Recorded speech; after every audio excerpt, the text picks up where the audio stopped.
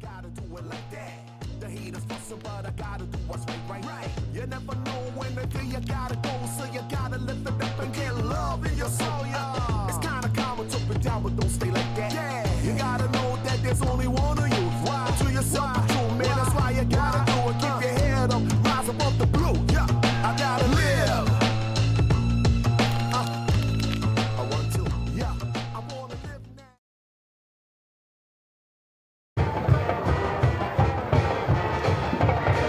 All right, and welcome to Leechburg, Pennsylvania, as we gather here for the Kiski area Wildcats, the Kiski area Cavaliers and the Latrobe Wildcats.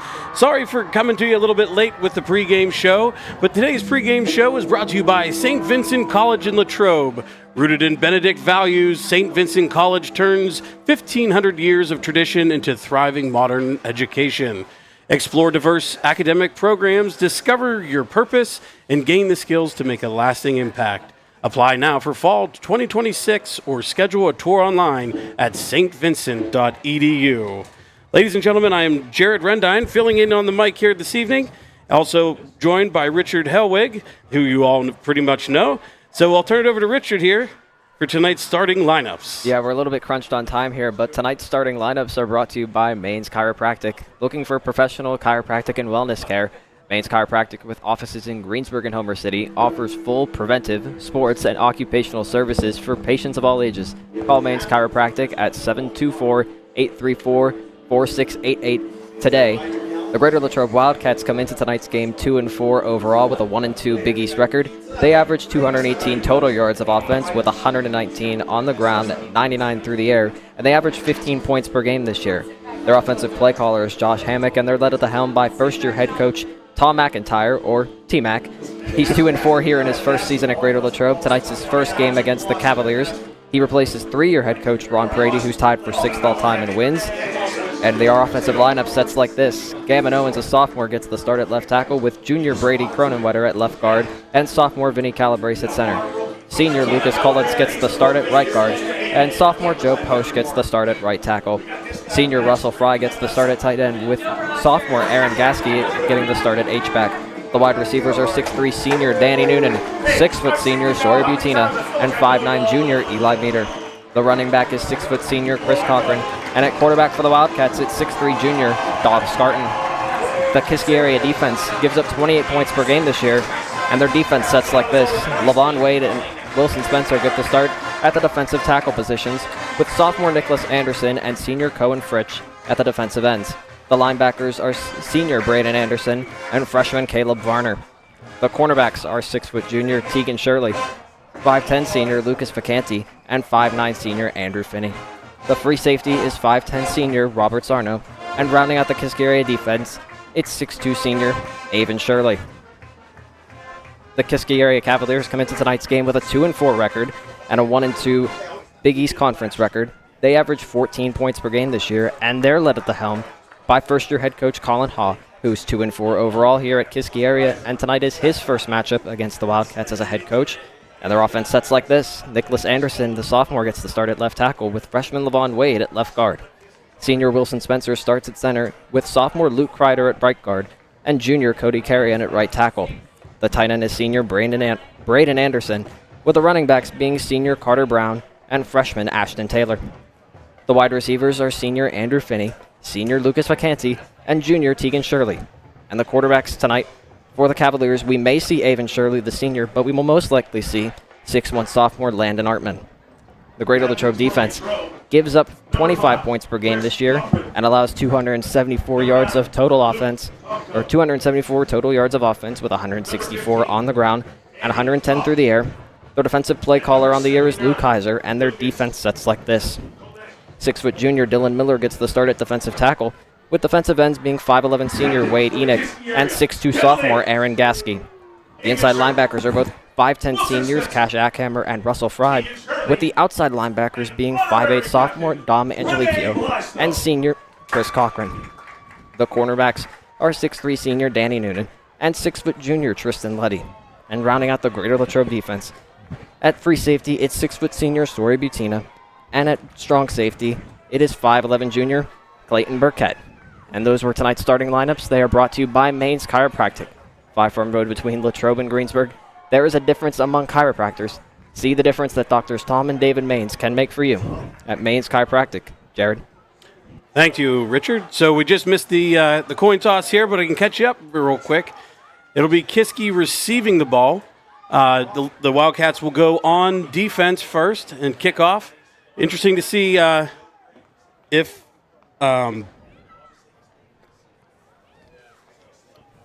Mitch Horner will be doing the kickoff duties today. Injury potentially rose up, so we'll be looking for that.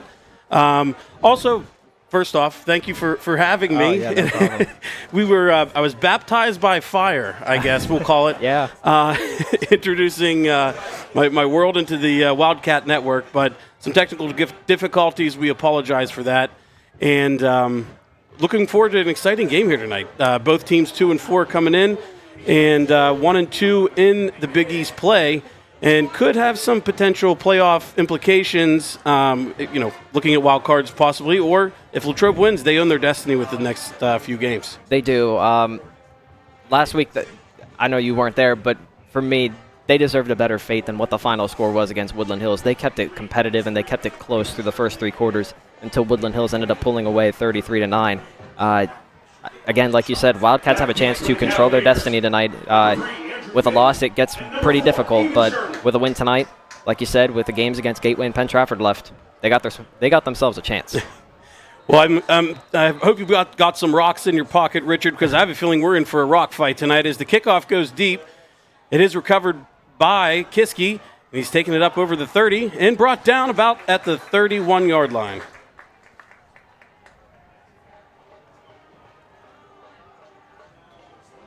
The Latrobe defense comes onto the field here. Kiski's offense tonight, Richard, interesting at quarterback. Will it be Landon Hartman? It looks like he may be going under center or behind center these days. And that'll move out Avon Shirley to the outside, where he's led the team in receiving as well. Yeah, that was one thing. I know we kind of had to skip it here for now. We may touch on it throughout the night, but Avon Shirley was a Wildcat killer last year. 3 receptions for 94 yards and 2 touchdowns receiving. He is going to take the snap here. And there's the handoff. It bounces outside and brought down for a tackle for a loss at about the 25-yard line. That'll bring up a 2nd and long. Loss of 6 there on the play for Ashton Taylor, the 5'9 freshman who's getting the start at running back for the Cavaliers. Carter Brown was out with injury a week ago, so they lean heavily on Taylor to start. And for Taylor, he had 41 rushing yards last week for the Cavaliers. They, as a whole, ran wild against the Franklin Regional Panthers. Kiski comes up to the line. They're going 4 wide. Snap is out. He's rolling outside of the pocket, looking for a man downfield. He fires and almost intercepted on the play by number 1, Clayton Burkett, but he dropped it. Leaves a 3rd and long for the Cavaliers.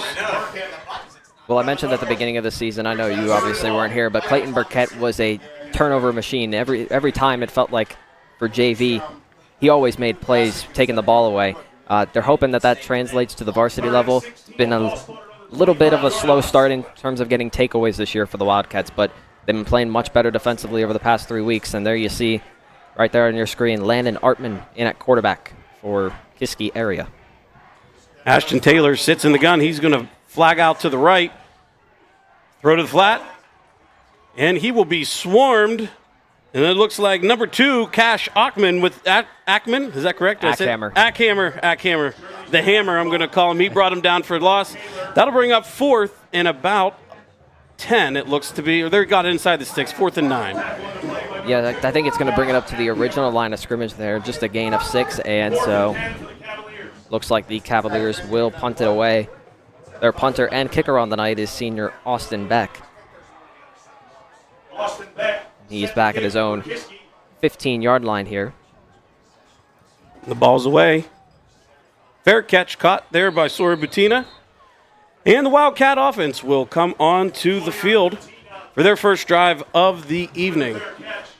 Really solid start for the Wildcat defense. They got the ball first last week and drove it down the field for a Mitch Horner field goal from 38 yards. So defense starts the night for the Wildcats. They get off the field on a 3-and-out, and the Wildcats are going to have really good starting field position here to start the night. And one thing last week, I did watch some of the game on the Wildcat Network, but the one thing I think Latrobe needs to do tonight is they need to finish. They need to finish those drives, turn those threes into sixes, and find the end zone. For sure, and here you see the snap. Scarton, and there he is, number 23, A.J. Yeboah, back into the mix. He picks up at about 3 or 4 yards there. We'll wait for the official spot from the official. We're going to mark him at about the 47-yard line there. But yeah, we were pressed for time. We didn't have time to mention it. A surprise return for A.J. Yeboah this week. The Wildcats maybe didn't expect him to practice at all. He was there on Monday, and he was ready to go. They said that he might be limited tonight, but Scarton takes the gun. Yeboah sits in his sidecar to the right. Coming in motion is Danny Noonan. He gets the edge. He's going to take it up over to the 50. Just shy of the first down, it looks. But it's still a nice gain for Danny Noonan. That's a gain of 4 there for Danny Noonan. And again, the Wildcats have, early on in the season, they were plagued by being in these 3rd and long situations, which for an offense is just not ideal. So tonight the Wildcats are putting themselves, at least in the first drive, in a 3rd and manageable. They're actually giving them a gain of only 3, and it will be 3rd and 2 for the Wildcat offense here. Dom Scarton going under center. They got the fullback in. A.J. dots the I. Oh, and it's a QB sneak, a little tush push, and it looks like he will get the first down. It's a gain of 4 there for Dom Scarton, maybe 3, and they will give him 3 nonetheless. It's a Wildcat first down here.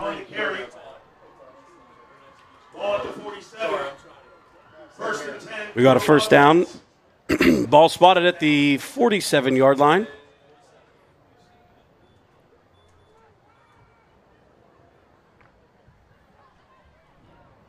Wildcats are going with 3 receivers here.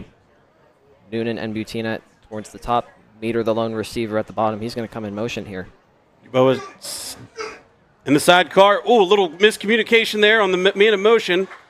Looks like he'll pick up about a gain of 2 before being brought down by some Cavalier tacklers. And a gain of 2 there for Yeboah there. And I wonder exactly how much they're going to utilize AJ early on in this game. Again, I feel like I've mentioned this for 3 weeks, but the Wildcats feel as if their running back room is their deepest position on the field, not just with Yeboah and Cochran, but Cash Ackhammer and Dante Durjan, who's done a nice job as of late. So maybe divide the wealth here over the course of tonight's game. Dom Scarton in the pistol. Yeboah behind him. Hands off to Yeboah. And he is going to be stopped up. Pushes forward for a few more yards. Looks like the ball might get spotted there at the 40. Bring up about a 3rd down and 3, it looks. It's going to be another 3rd and manageable here for the Wildcats. 3rd and 5 or less. They will only give him, I believe, 2 there on that play. And so there you see Yeboah checking out for the Wildcats, and running back is Cash Ackhammer. So we'll see exactly what the Wildcats do here. They converted on a quarterback sneak on their first 3rd down. We got trips to the left. Ackhammer in the right of Scarton. Scarton drops back, hits across the middle. He's got a dig route, and he's got the sticks, and he's looking for more, and he will be brought down at the Cavaliers' 25-yard line for another Wildcat first down. That's a gain of 17 for Eli Meter, and we'll see this here on the Team Lamani Realty One Group replay. I think what we saw there on that play was Meter on a dig route there. Replay got a little bit of a, I think that's the wrong clip, but on that play there, nice little concept there, kind of like a pick play, kind of a dig route like you mentioned. And again, give a lot of the Wildcats an open space here, and they will not miss. Yeboah takes the handoff, and he gains a couple more on the yard. Not really breaking into the second level there, but still pick up 3 yards a clip. 3 yards a clip gets you to that 3rd and manageable, Richard. Yeah, it does. And the Wildcats, I know harping on it, but this is what we're at the point here right now, where the Wildcats here, as you see, Ty Wisniewski is in at quarterback. But these games matter, and getting yourselves into 3rd and manageables, that's obviously the biggest key. Wisniewski in, empty set. He will take the quarterback draw, and looks like he will be stopped at the line on the quarterback draw for no gain. And that will bring up a third and a little longer than we wanted, Richard. Yeah, I don't know if they're going to – they actually might – I think they're going to say that he only got back to the line of scrimmage. And so it is going to be 3rd and 8 here for the Wildcats. They are inside the 25. And this is what we talked about, finishing off these drives. They're getting close to the red zone, but got to finish it off. Scarton checks in. He is empty set. Gasky in motion. He looks across the middle, tipped and incomplete. That'll bring up a 4th down. Decision time for Coach McIntyre. And he's going to bring on the field goal unit with Mitch Horner here. And again, the Wildcats, we didn't have time to play our interview, unfortunately, but Coach McIntyre said that they want to get more of that execution when they're inside the red zone. It's good to get in the red zone, but they got to find out how to convert within those short yardage situations here. There's the snap. The kick is away. Ooh, I don't know if it was tipped, but it's a little wide left and short. So a missed opportunity there for Mitch Horner, which will bring back out the Wildcat defense. Yeah, so while we have a change of possession here, let's talk a little bit about the last meeting between these two teams. It was a rough start for the Wildcats as they got a safety on their first drive, pinned inside their own 5-yard line, and then Landon Cusick's first 3-yard touchdown run made it 8-0 Kiski area after the first quarter. From there, John Wetzel was able to take it on a quarterback power to make it 8-6. But Carson Heinley found Avon Shirley, who we have seen at quarterback here, on a 70-yard touchdown to make it 15-6. And we'll touch on that a little bit throughout the game, I think. Landon Hartman back in. Both Shirleys outside the numbers, playing the outside. Bounces off a tackler, but he won't get too far. Maybe a gain of 1 on the play. And that's what I think Latrobe wants to do is keep stuff in that run, make them get him the 3rd and longs, make them earn the long sticks, especially with Artman coming back potentially off an injury is what we believe last week. So yeah, that was a good play by Russell Fry there just to contain that. And, he may have got that extra yard, but the contain was able to help with the other Wildcats. I believe Chris Cochran was in on the tackle there as well. The Cavaliers shifting over. With a bunch over to the right, with an RPO, and Artman will keep it. He will be swallowed up for a tackle for a loss. And in on the tackle, it looks like Cash Ackhammer is there to stop him. That'll be a loss of 4 there, as, like you said, Cash Ackhammer in making the play there for the tackle for a loss. And this is where the Wildcats, we talk about where the Wildcats want to be on their 3rd downs. They want to keep Kiski area behind the sticks on theirs, knowing that their passing game really hasn't done much this year. It's mainly been their running attack. If they can keep the Cavaliers in these 3rd and longs, that's going to help them, no doubt. The Cavaliers go 4 wide. Takes the snap. He fires across, and that will be incomplete. Another 4th down, and that should surely bring out the Cavaliers punt team. Yeah, that'll bring out Austin Beck here. Trying to run through here this last meeting here, trying to get it in quickly here. After the Cavaliers made it 15-6, the Wildcats responded as John Wetzel found Andy Tash for a 63-yard touchdown to make it 15-13 at halftime. But then it went all downhill for the Wildcats. 3 third-quarter touchdowns by the Cavaliers put the game away. A Landon Cusick 3-yard touchdown run. Avon Shirley from Carson Heinley for 25 yards as the punt is away. Ball away, another fair catch by Butina. And another great starting field position for the Wildcats to start here on their 2nd possession of the ball game. Yeah, they're going to start at the Kiski area 46 here. Again, Shirley from Heinley from 25 yards out, and then Landon Cusick had his 3rd touchdown run from 3 yards out. That made it 36-13 Kiski area. The final, Greater Latrobe fell to 4-3 on the year, 1-3 in Big East play. They're trying to avoid that scenario, 1-3 in Big East play tonight. Yeah, and I think I touched on it earlier. A win here, you could really name your own future and get that 3rd seed in the Big East. Tough task with maybe some teams ahead of them, but you own the future. Butina goes in motion, and they will hand off, and they will be dropped, and it looks like back to the line of scrimmage. on the play there. See where the spot goes. That was Cash Ackhammer getting the carry there for the Wildcats. Only a gain of 1. We'll bring up 2nd and 9 here. AJ Yeboah back in for the Wildcats. Brings up 2nd and long. Again, another great drive for the Wildcats as far as starting field position goes. They were hovering around the Woodland Hills 35 last week. Couldn't get much going as far as finishing drives. They're hoping that changes tonight. Scarton takes the snap. He hands off to Yeboah, and he has hit this outside.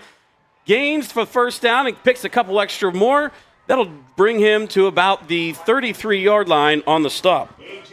Just a simple little outside zone there from AJ Yeboah. Believe that's going to be a gain of 13 on the play. It's a first down for the Wildcats. I feel like that's what they've missed without AJ Yeboah. They've missed those big explosive runs. The Wildcats have been able to at least drive the ball at times with the running game, but they haven't gotten the big explosive plays. They're looking for more of that tonight. They need to increase that talk stat, as I'm a big fan of the talk stat. We can get into the talk stat later. Scarton comes back up to the line. Yeboah will sit him in the sidecar onto his left. Scarton looking downfield, hits him. And he will be gain of 4 on the play. Caught by number 24, Aaron Gasky. It's going to be about 4, maybe 5 for Gasky there, and it'll bring up, again, a 2nd and medium for the Wildcats, keeping themselves, again, within that range of manageable conversions. Yes. Not necessarily easy conversions, but definitely manageable over the course of 2 plays.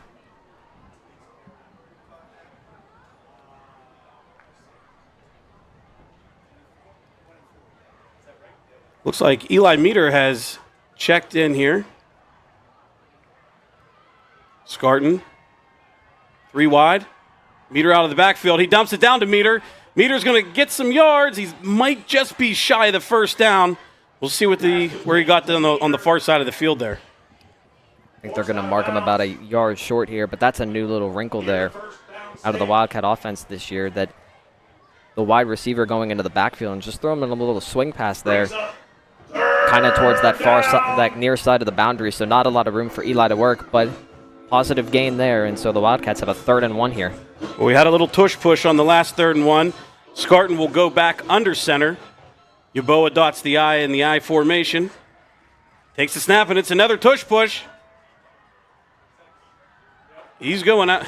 They bubbled him outside. I don't know if they didn't blow a late whistle there, it seems like. Yeah, I think he's going to have it here. Yes, he is. The referee on this near side is signaling first down. He actually got a yard plus. Got the 2nd yard as well before he was pushed back, so it's a gain of 2 and a first down for the Wildcats here. It's one thing with Dom, he's a tough quarterback, and, man, he kept them legs churning the whole way through there. No matter how back they were pushing him back or how many guys, he was still pushing his whole way through to get that first down. Yeah, I know that you played football before, and it's not easy tackling 6'3". I can tell you that, just from watching. You played it, so. Scarton goes under center, back to Yeboah, finds a hole, and he will get up to about the 15, maybe inside the 15-yard line. That's a nice gain of about 6 there for AJ.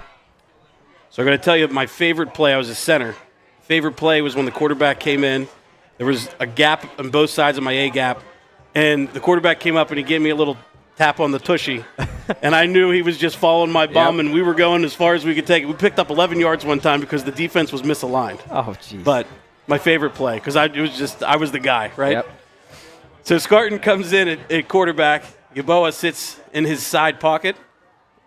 They will give to Yeboah. He will be tackled for a loss, short loss, but I'll bring up about 3rd and 5. Yeboah again for the Wildcats. And here we go again. The Wildcats are back inside the red zone and Number 1, Tegan Shirley. hoping for some execution Brings up 3rd inside the 20-yard line, this time at the 15. And it's going to be a 3rd and 5, 3rd and about 6. The loss of 1 there for Yeboah. Or no. Yep, still at the 15, so it'll be 3rd and 4. And so we were playing Mario Brothers here at Richard J. Dilt Stadium. So here we go. Gasky, the H, and Meter and Butina, the 2 receivers for the Wildcats. Wisniewski takes the handoff. Hands off to I think he got the first down. Picked it up. Yep, that's a gain of 5 and a first down for Cochran. Chris Cochran on his first carry of the night. We'll see this one on the Team Lamani Realty One Group replay here. Ty Wisniewski in at quarterback. That's going to be the kind of pick-em-choose matchup that the Cavaliers are going to have to deal with tonight.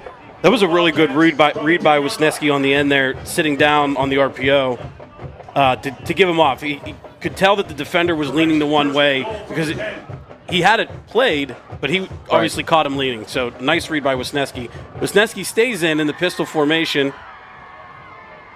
He will hand off to Cochran. Cochran takes it up the middle. He finds some space. He will find pay dirt. Touchdown, Cats. We're going to see this one here on the Team Lamani Realty One Group replay.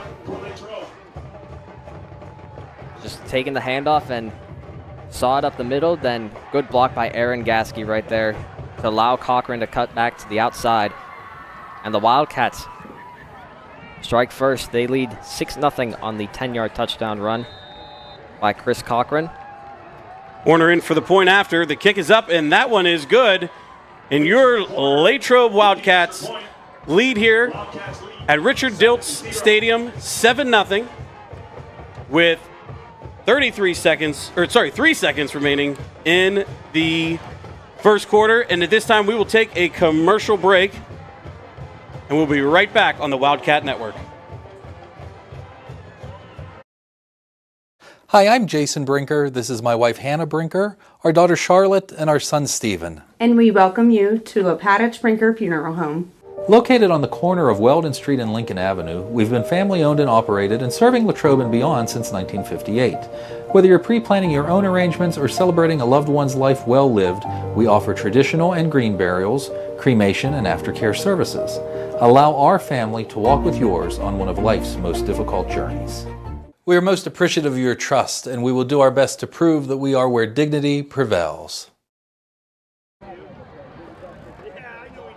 Welcome back here to the Wildcats Network as the first quarter is brought to you by Adelphi.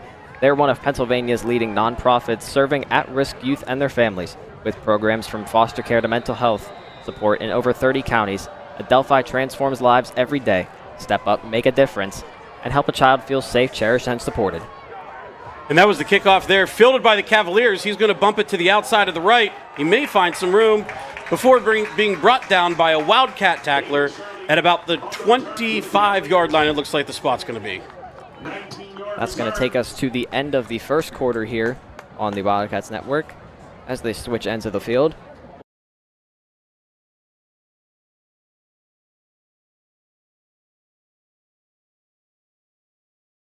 The #1 real estate team in your area.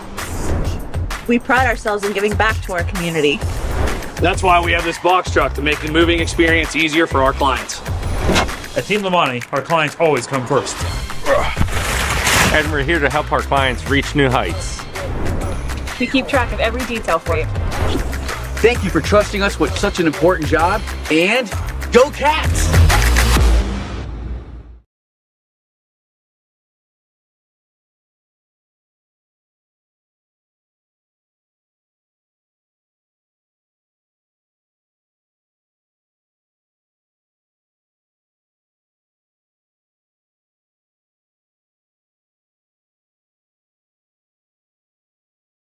Lifestyle and goals, so you can see your best day every day. Visit us at 310 North 3rd Street in Youngwood. Youngwood Eye Care, caring for your vision and for you. So it'll be 1st and 10 for the Cavaliers as they begin at their own 25-yard line after the kickoff return by Avon Shirley.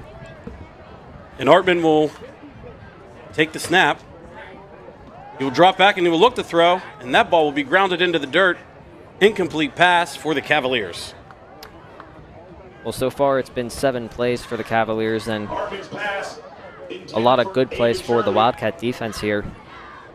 Kiski area has -2 total yards through the first 2 drives in total. -8 on the ground and 6 through the air. 2nd and 10. I think it was maybe the Trib said this was going to be a high-scoring game. And I told you earlier, bring your rocks, because I have a feeling we're in for a rock fight, and that's what through one quarter we're shaping up to be. Looks like, is that Shirley in at quarterback? It looks like we got a package with Shirley in at quarterback. He will hand off. We'll take it outside. And the Wildcats will bubble that up outside.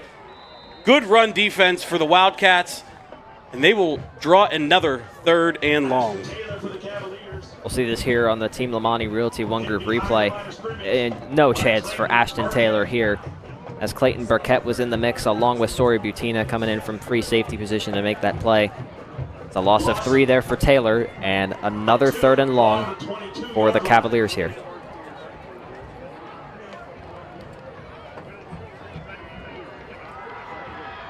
Shirley remains in at quarterback. Yeah, it's interesting. Artman's known, I guess, to have the better arm, but we'll see here. You got trips to the right. Shirley's going to run. He's going to keep it. He's going to find a little seam, and he's going to take it up over the 35-yard line, and that looks like a Cavaliers first down. Yeah, it is, and I think the effect of Ashton Taylor being as far as the pitchback on that near sideline kind of eluded the Wildcat defense there. It's a gain of 14, and the Cavaliers have their first down of the night. Ball spotted at the 36-yard line in a Kiski area. First down. Interesting with Shirley, leads the team in rushing and leads the team in receiving as the quarterback wide receiver duo that he is. So he will stay in at quarterback. And Ashton Taylor will go out to the right side. But Shirley's going to find a little seam. The Wildcat defenders will swarm him up. And it looks like Russell Fry was the guy that slowed him down. Yeah, that time only a 2-yard gain there for Shirley. Like you said, good play there by Russell Fry. Obviously, the Wildcats are still without Izzy McMahon tonight, their senior inside linebacker. Wildcats are hoping that he might be back for next week against Pine Bridgeton, but they have 2 big conference games at the end of the year, like we touched on, against Gateway and Penn Trafford. So it'll be 2nd and 8 here with Shirley or no. with Artman still. Artman is back into the game. Taylor will sit to the side. Artman will look deep. They will throw. Oh, and another interception almost. That time by Chris Cochran. We'll watch this here on the Team Lamani Realty One Group replay. Chris Cochran, the outside linebacker here, he just reads this perfectly. Kind of got a late recognition there, but he's able to knock that down and away from trouble, the open receiver, and so it's a 3rd and 8 for the Cavaliers now. Another 3rd and long here for the Kiski area offense. And Artman will stay in on this 3rd down. Even Shirley will go wide right. Looks like his brother Tegan will be wide left. Taylor goes back on the motion to the flat. Oh, and he makes a nice catch. He will gain the first down, and he will be tackled right about at the 49-yard line. Landon Artman makes a really good throw here for the Cavaliers, as you see on the Team Lamani Realty One Group replay. Motions Ashton Taylor out, and he's able just to put this right under the hand of Dom Angelico to knock that away. Danny Noonan right there to clean up the tackle, and it's a 10-yard gain there and a first down for the Cavaliers. Artman at quarterback. Taylor to his right. And they will do a handoff to Taylor. He will take it up over the 45. Just shy of the 44-yard line, it looks like. He will cut the sticks there on first down, making it a 2nd and 4, it seems. Sori Butina making the tackle there for the Wildcats, and the Cavaliers have been able to get a couple chunk plays here on this drive. They've moved the ball into Wildcat territory for the first time tonight. Artman is still in at quarterback.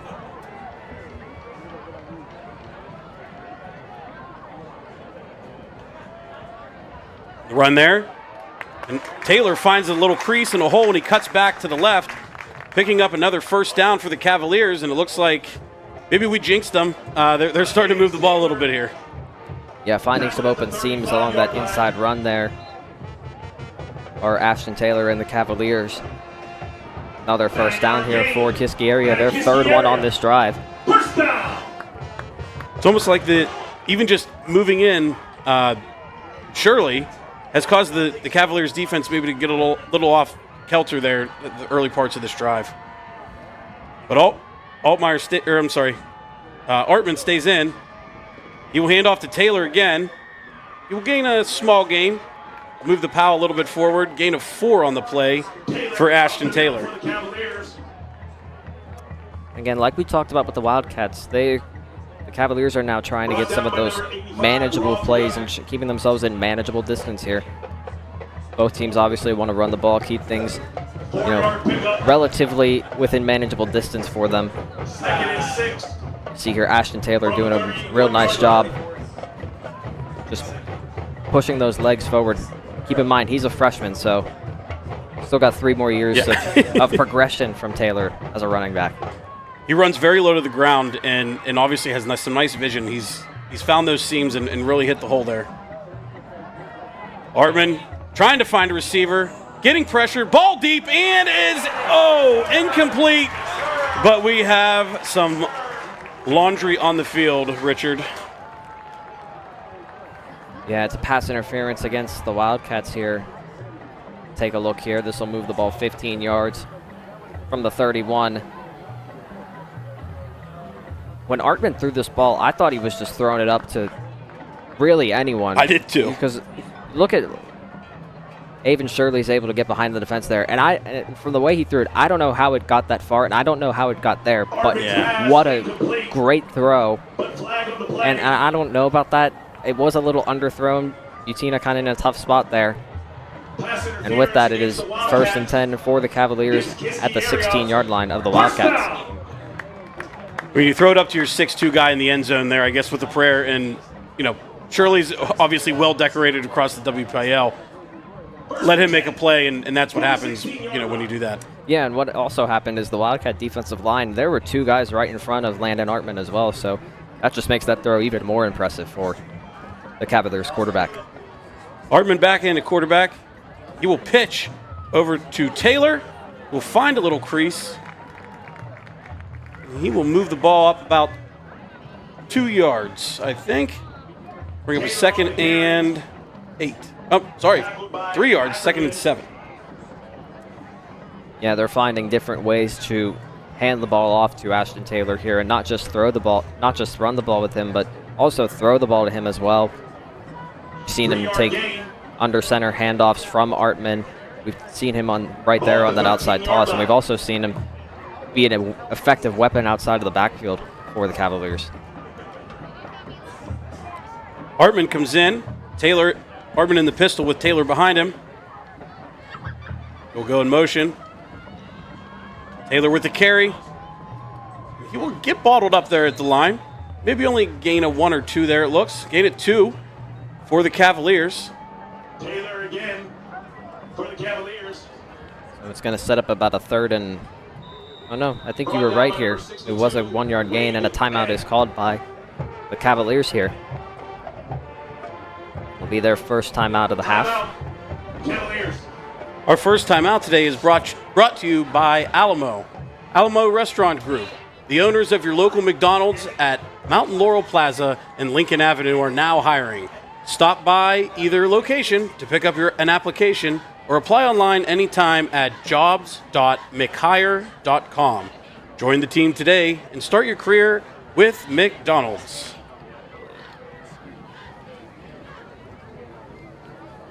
The Wildcats have a 3rd and 5 defensively here. We will see if the Wildcats are able to stiffen up to the challenge here. They've been stymied in the red zone over the past couple of weeks. See if their defense can force a red zone stop here, maybe to keep them out of that kicking range with Austin Beck. This is a big 3rd down here. Obviously, you want to keep the lead, maintain the lead, get the ball back here before halftime and maybe go on a nice little drive. So the Wildcat defense really needs to step up and make a stop here and give the Cavaliers a tough decision.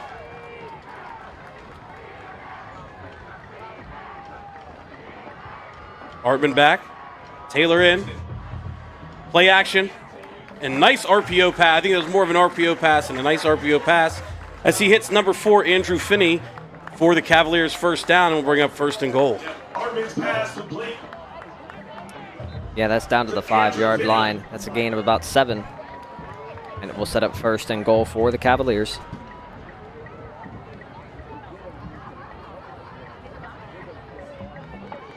Hartman is up to 26 yards passing on the night.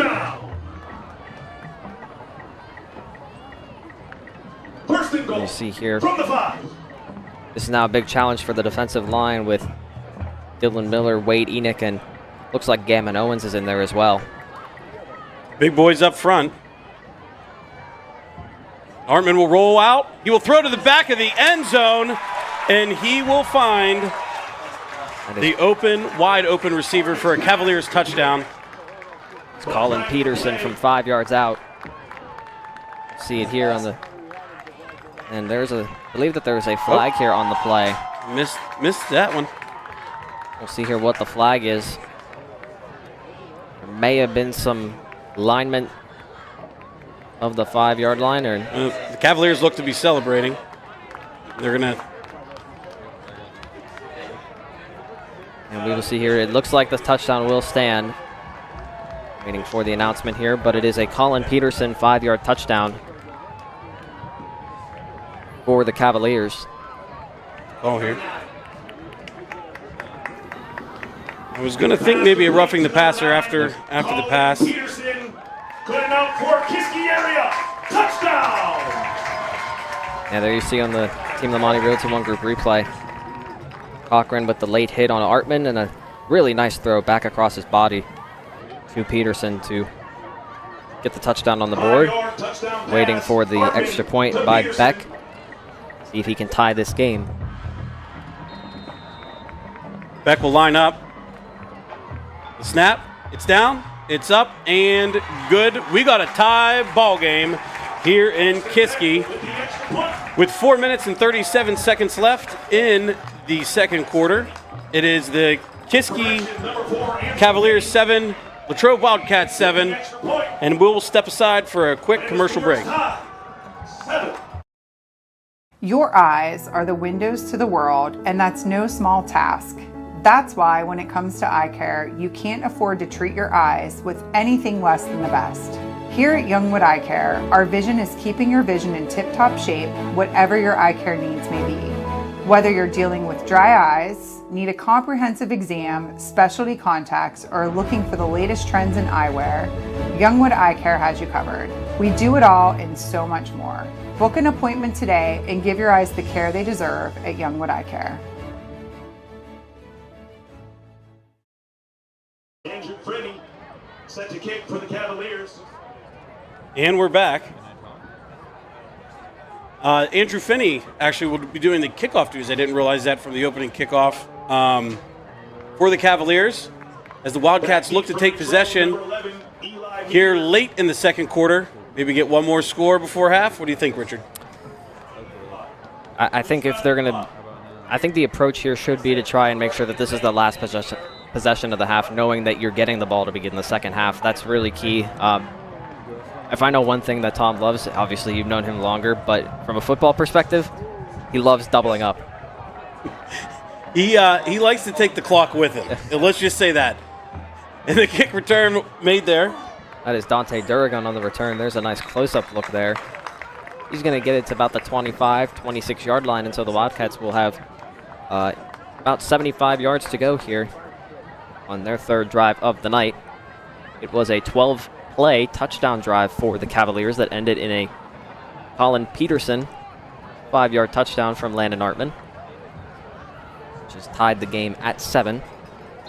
First time the Wildcats will have to go a long distance, we'll say, with their possessions. Both possessions starting around midfield. This one here will start at the 25. As Scarton, a little miscommunication, trying to get the guys on the right side. Looks like they will go 3 wide to the right. Eli Meter is once again in the backfield here for the Wildcats.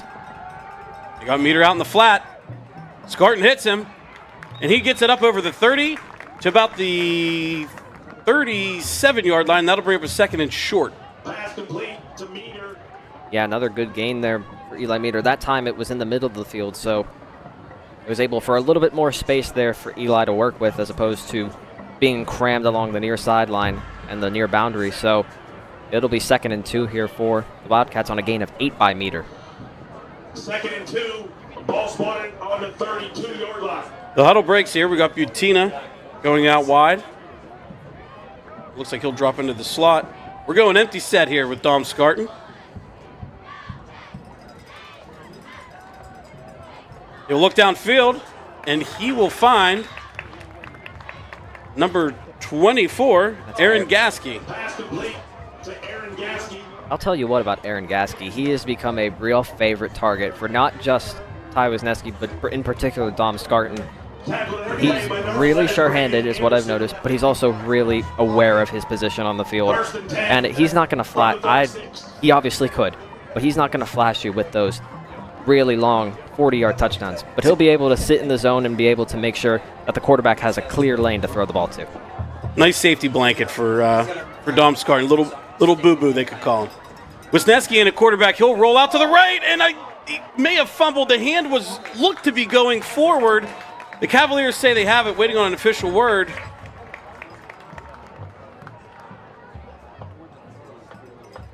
See here what the official call is here. It looked like that he was trying to throw the ball. I wonder if we have a replay here of this.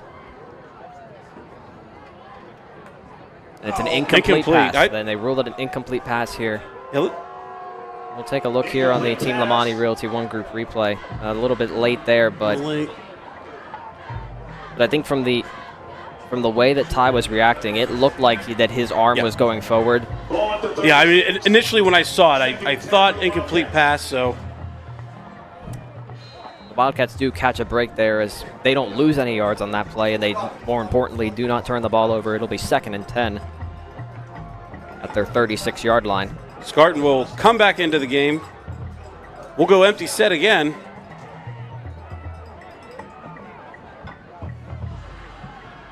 Quick hit, coming back. Oh, just a little high he put there for Eli Meter. And that'll bring up a 3rd and long, Richard.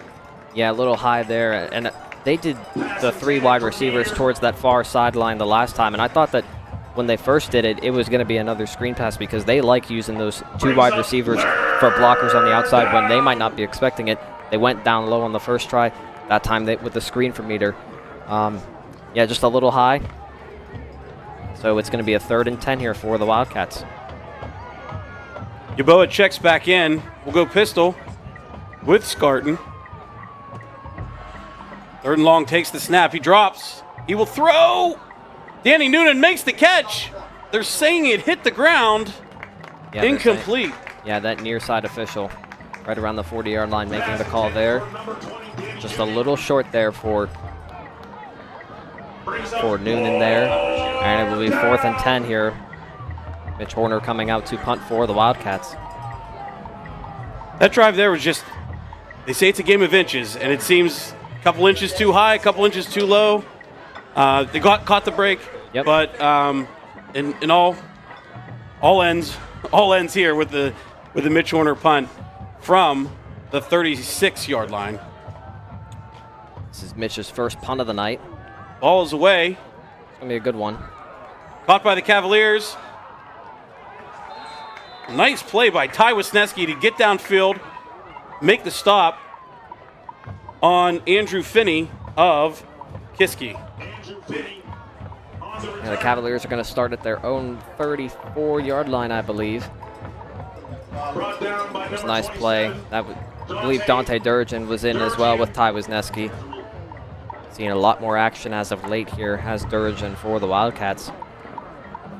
Interested in the success that they had on that last drive, mixing and matching Shirley with Artman at quarterback. We've got a 2-minute drill coming up here. Probably can't be doing that, so it looks like they're going to probably roll with Artman. At least you know what you're getting. As Artman throws up, it's up there. Nice play by Sawyer Butina to make sure that the receiver didn't come down with that pass. Looks like we have a Cavalier down on the play. He's getting up. Yeah, good job by Sawyer Butina. Breaking that play up again. Not a lot of room there on that boundary.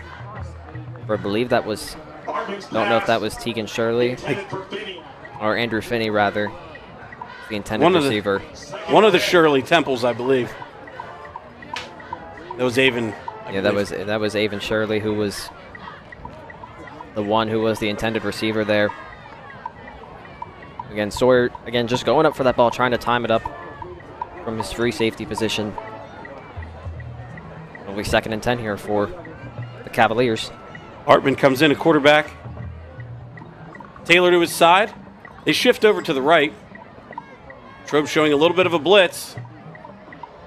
Taylor, he finds a seam, but he will be brought down by Butina after picking up the first down for the Cavaliers. That's a gain of 12 there by Ashton Taylor.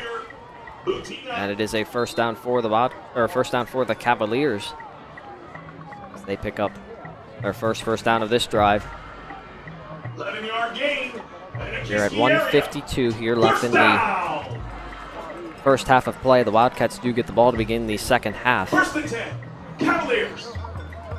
Cavaliers are taking their time here a little bit, Jared. Yeah, it seems they're going to try that old Coach McIntyre move of taking the clock with them to end the half. But Artman, he will come in at quarterback. Taylor with him to his left, motioning. Play action, that one. Artman fires across the middle. Looks like he finds Andrew Finney for another Cavaliers first down. Yeah, gain of about 15 there. That is Avon Shirley there. It's kind of hard. It's kind of hard to make up the numbers here on these jerseys. Gain of 15 though. There goes Taylor. We got a flag though on the backside of the field. I don't know if someone maybe wasn't set. It was away from the play for a hold, but we'll see. Yeah, it was what along the officials say. It was along that Wildcat far sideline. We will see what the call is here. It might be against for illegal formation, like you said. Maybe one Cavalier was not set. Yeah, the jerseys are getting me. I'm an old man, Richard, so. They're getting me too, don't worry. When the lights went down, it became a little tough to see with the charcoal jersey, charcoal number, just an outline in the, we'll call that Vegas gold. Remember the old Penguins Vegas gold jerseys? Landon Hartman to Avon Shirley for 34 yards. See what the call is here on the play. I think that is a illegal participation penalty against the Wildcats, and it will be the new set of downs. First down, and we'll mark that one up 10 yards. Yeah, that's a 15-yard penalty going against the Wildcats, and it will be 1st and 10 for the Cavaliers. And with 1:35 left and the clock stopped, they are in business right now. You don't want to get into a situation last year, I guess, close game, right? Going into half, and then the second half, the doors kind of opened up. Right. Hopefully the Wildcats can keep it together, bunch together, and not give up a big play. I don't think Tom McIntyre's a little happy about that call there. He's going to get some clarification here from the head official here tonight. Just looking for a chat, that's all. And I think in penalties like those, you just want to explain as to what the penalty is so that you could then coach it in the future. That's been one of the things when I've talked with him about penalties is that, it's one thing to take the penalties and learn from them, but if you're doing what you can and it's called wrongly, then it's hard to really coach and learn from those. Right. As well. I mean, the flag was way on the other side. I didn't see anything peculiar, let's say, going on over there. So, I could see maybe why he was a little tempered on that one. But nonetheless, the Cavaliers come back. Artman will stand in the pocket, look deep, and he has got another Cavalier touchdown. This time, that is Tegan Shirley. Tegan Shirley on the catch. And the Cavaliers will take a 13-7 lead with 1:13 left here in the second quarter. See this one here on the Team Lamani Realty One Group replay. Quickly, the Cavaliers came up to the line. It looked as if the Wildcats were expecting a run here on that RPO. They're doing a nice job here with these RPOs. Yeah, just able to sneak that ball.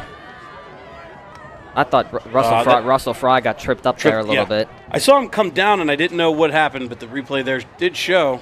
The kick is up and good. And it'll be 14-7.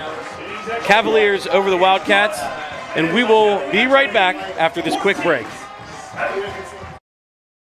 Off your first order.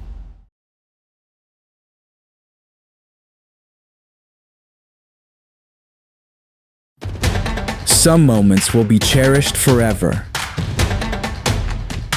They shape who we become. We are Home Team Collections, your sports and graduation gift headquarters. And we honor these moments with the care and craftsmanship they deserve. Any team, any sport, any logo. Visit HomeTeamCollections.com today and save $10 off your first order.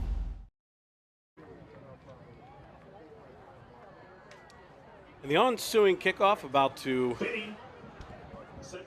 go down here in the second quarter. Andrew Finney is going to be kicking it away for the Cavaliers here.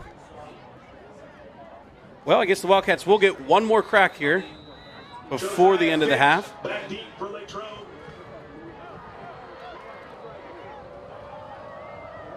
Clayton Burkett is back for the Wildcats here, Jared, and so kick is back. Rather, that is Eli Meter. Meter fields it. He will be bottled up and tackled down at the 20-yard line. 1st and 10 for the Wildcats.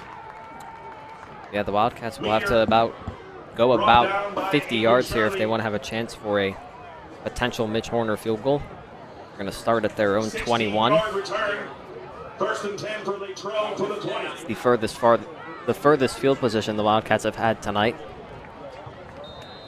Interesting to see what the Wildcats do here. I would imagine that they're going to try and throw the ball here a couple plays, but we will see maybe if they can catch the Cavaliers defense sleeping here. We have a whistle here. So another huddle by the officials here. It's maybe just getting something right. Seems, but we'll find out.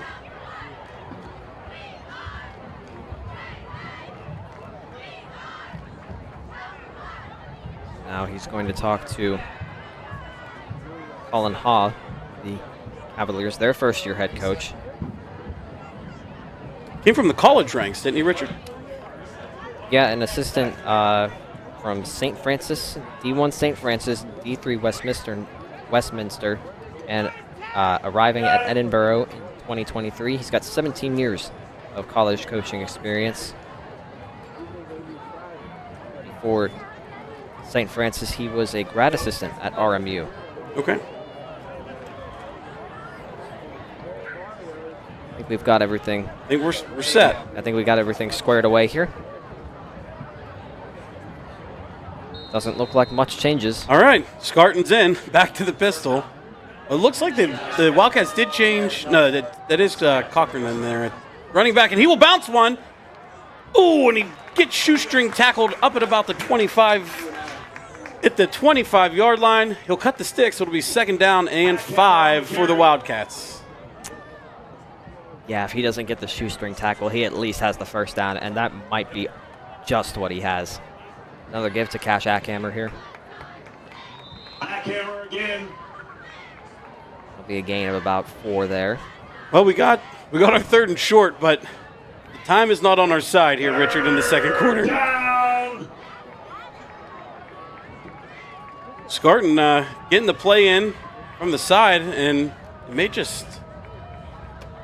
Yeah, I wonder if there's a second off on the clock, so they could run this all the way down to the end.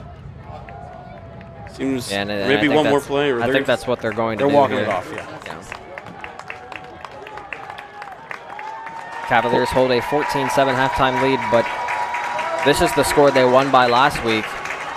We'll see if the Wildcats, coming out of the second half, hold that halftime lead. That was their final score a week ago. to fruition. I don't think we're going to be ending that with this with that score here today. Mixed first half, I guess, right? It seemed like the offenses started cooking, and then the Wildcats' offense kind of tailored out. The rock fight did happen there for a little while. We were in the rock fight, but things opened up there late into the second quarter, and the Cavaliers kind of took off. The Cavaliers will get the ball at the Wildcats, I believe, will get the ball. Yes, Wildcats will get the ball at half. So they have a lot of talking to do it in the locker room. Coach McIntyre will give them a beefy pep talk, and they'll come out excited to go. And we'll be back here after a commercial break.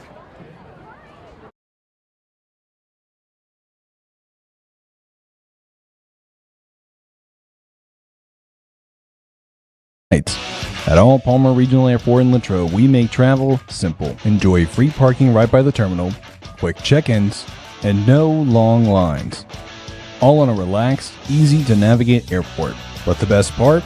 We've got non-stop flights to sunny Orlando and Myrtle Beach every day. Plus, enjoy convenient twice-weekly service to Fort Lauderdale. No layovers, no stress, just smooth, non-stop service straight to your favorite vacation spots. Tired of flying into a bigger airport just to stand in line and catch a connection? Skip the chaos. Fly direct from Latrobe and start your getaway the smart way. Fly Latrobe. Fly direct. Fly smart.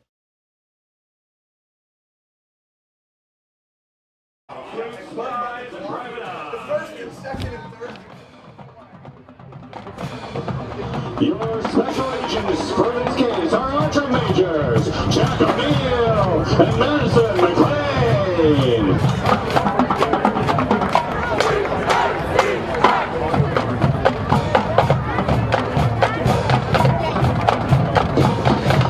on the lookout as the band opens the show with the iconic theme from James Bond and the slinking sounds of the Pink Panther.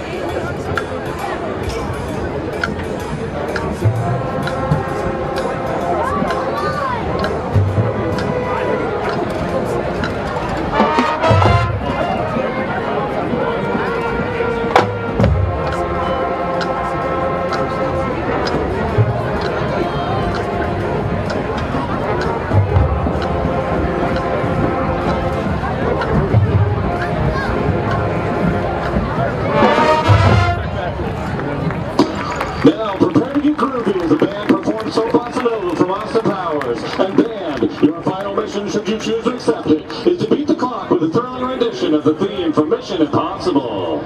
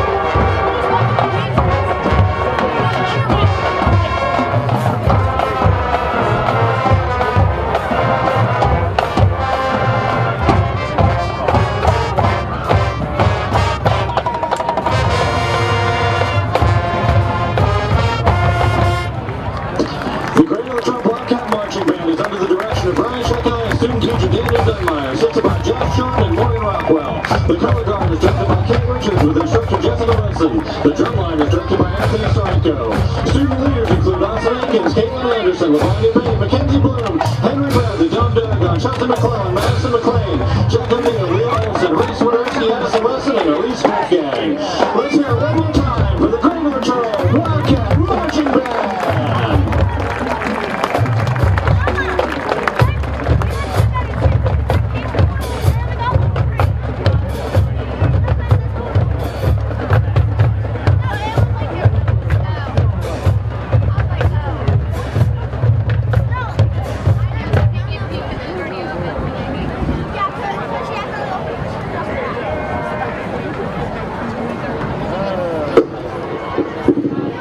Now entering the field is the 2025 Kiski Area High School Marching Band. The Kiski Band is under the direction of Mr. Sean Pittick, assisted by Stephen Paczewski. The drum majors for the Big K Marching Band this year are Addison Andry, Brianna Basio, and Hannah Lucas. The color guard captains are Aubrey Hamilton, Mia Martin, Katie Apasca, and Adelie Pittick. This evening the band will be performing the opening production of the 2025 show titled Strings Attached. The music was drawn from one of the most famous string works of all time, Adagio for Strings by Samuel Barber. Melodies of that famous work are sprinkled throughout each movement as the main through line of the show. In our opening movement, you'll hear from alto saxophone soloist Brianna Stroop. The visual design of the program centers around connections, strings, ropes, and other ways you will see developed over time throughout the show. Last Saturday, the band traveled to Columbus, Ohio to compete in the Bands of America Mid-Ohio Championship. We're proud to announce that the band was the Class AA champion and won their 26th Bands of America Regional Championship.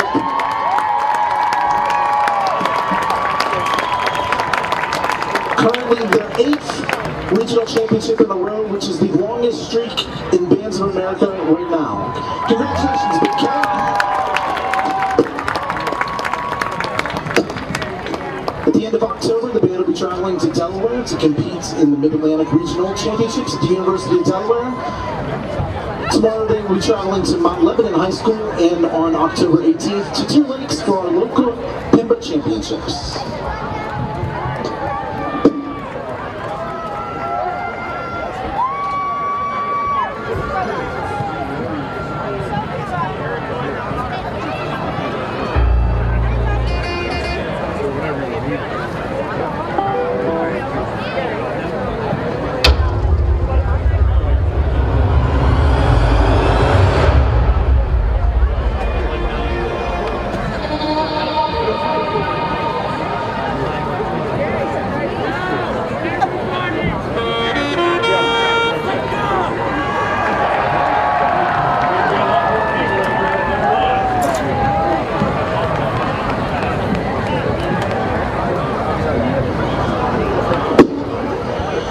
Ladies and gentlemen, performing their opening production of Strings Attached, ladies and gentlemen, the Kiski Area High School Marching Band.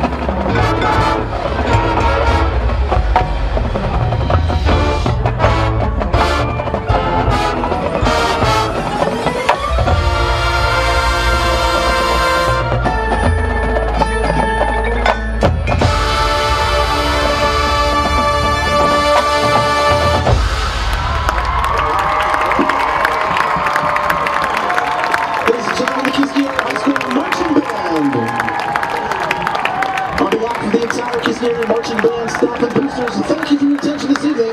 We look forward to playing for you again.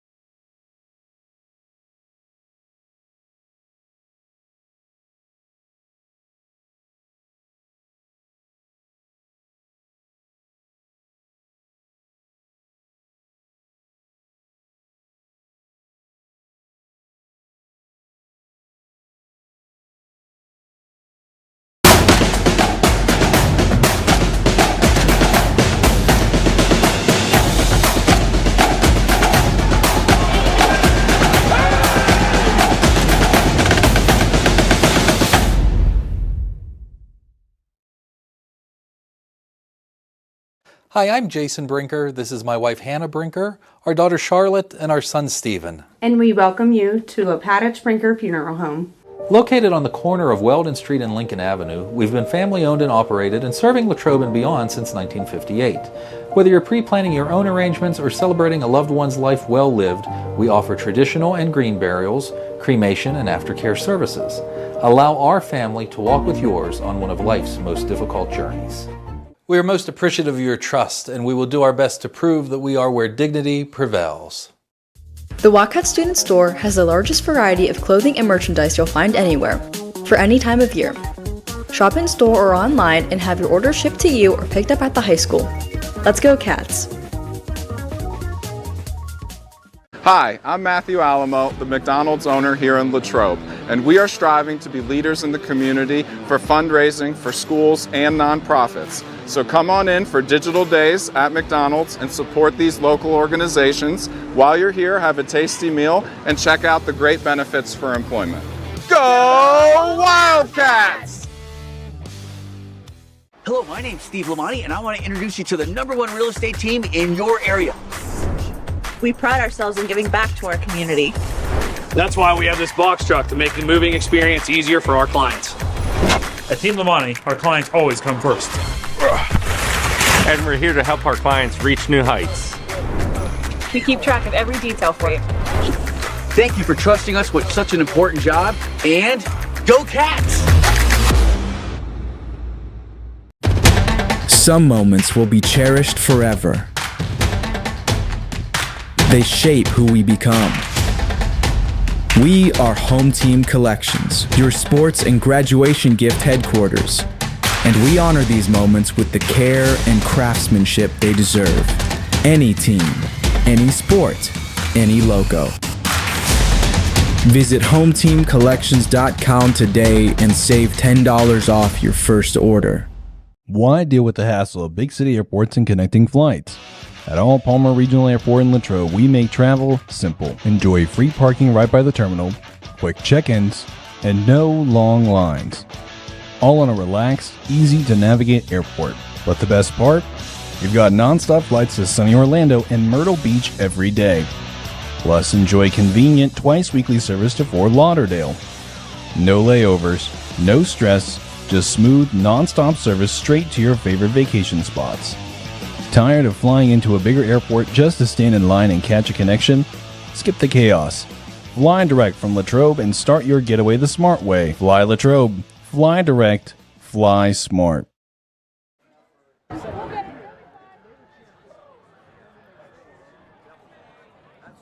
All right, and we are back here at Richard J. Diltz Stadium. After a first half, the Kiski Cavaliers on the board at 14, Wildcats 7. And Richard, how did the stats stack up there in the first half? I would say relatively even first half, even though the Cavaliers find themselves with the 7-point lead. They out-totaled the Wildcats 110-100. Wildcats have the edge 60-40 in the rushing department, but the Cavaliers, with their 2 long passes, have the edge in passing 70-40. Cavaliers have punted twice. The Wildcats have only punted once, but the difference in the game right now is a Len Artman 24-yard completion to Tegan Shirley. He added that on from his 5-yard touchdown to Colin Peterson, which made it 7-7.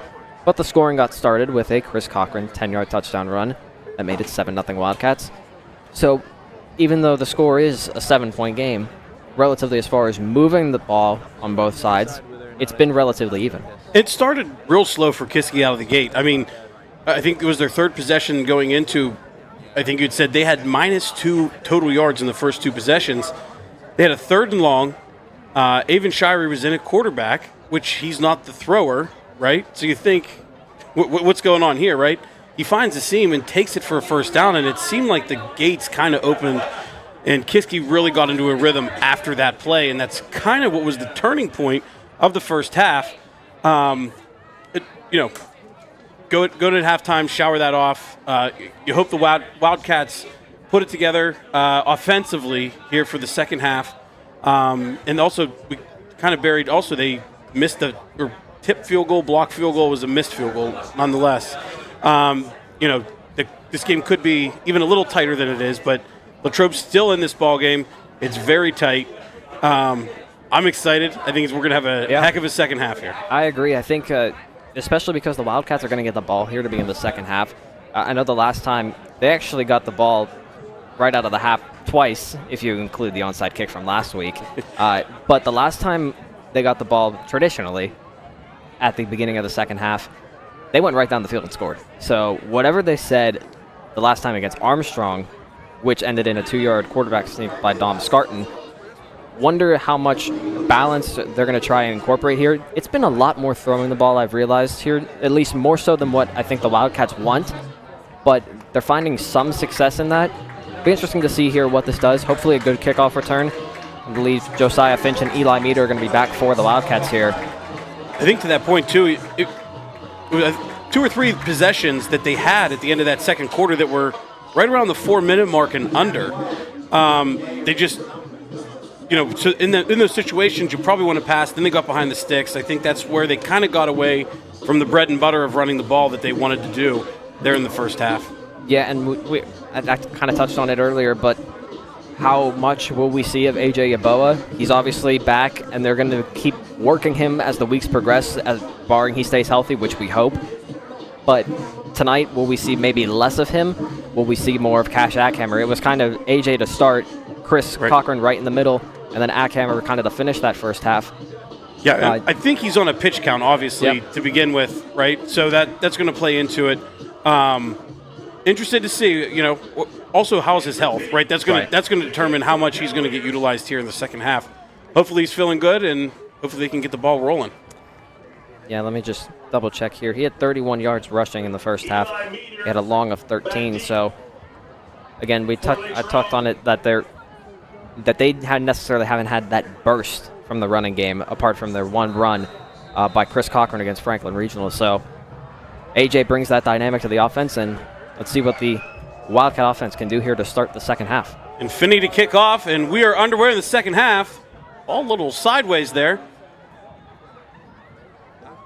Well, made a little slight move. Oh, I thought he was going to bust away, but we do have some laundry down around the 20-yard line for the Wildcats. Josiah Finch on the return. Yeah, Josiah Finch there on the return for the Wildcats. It most likely is going to be backed up here. He's brought up to the 27-yard line.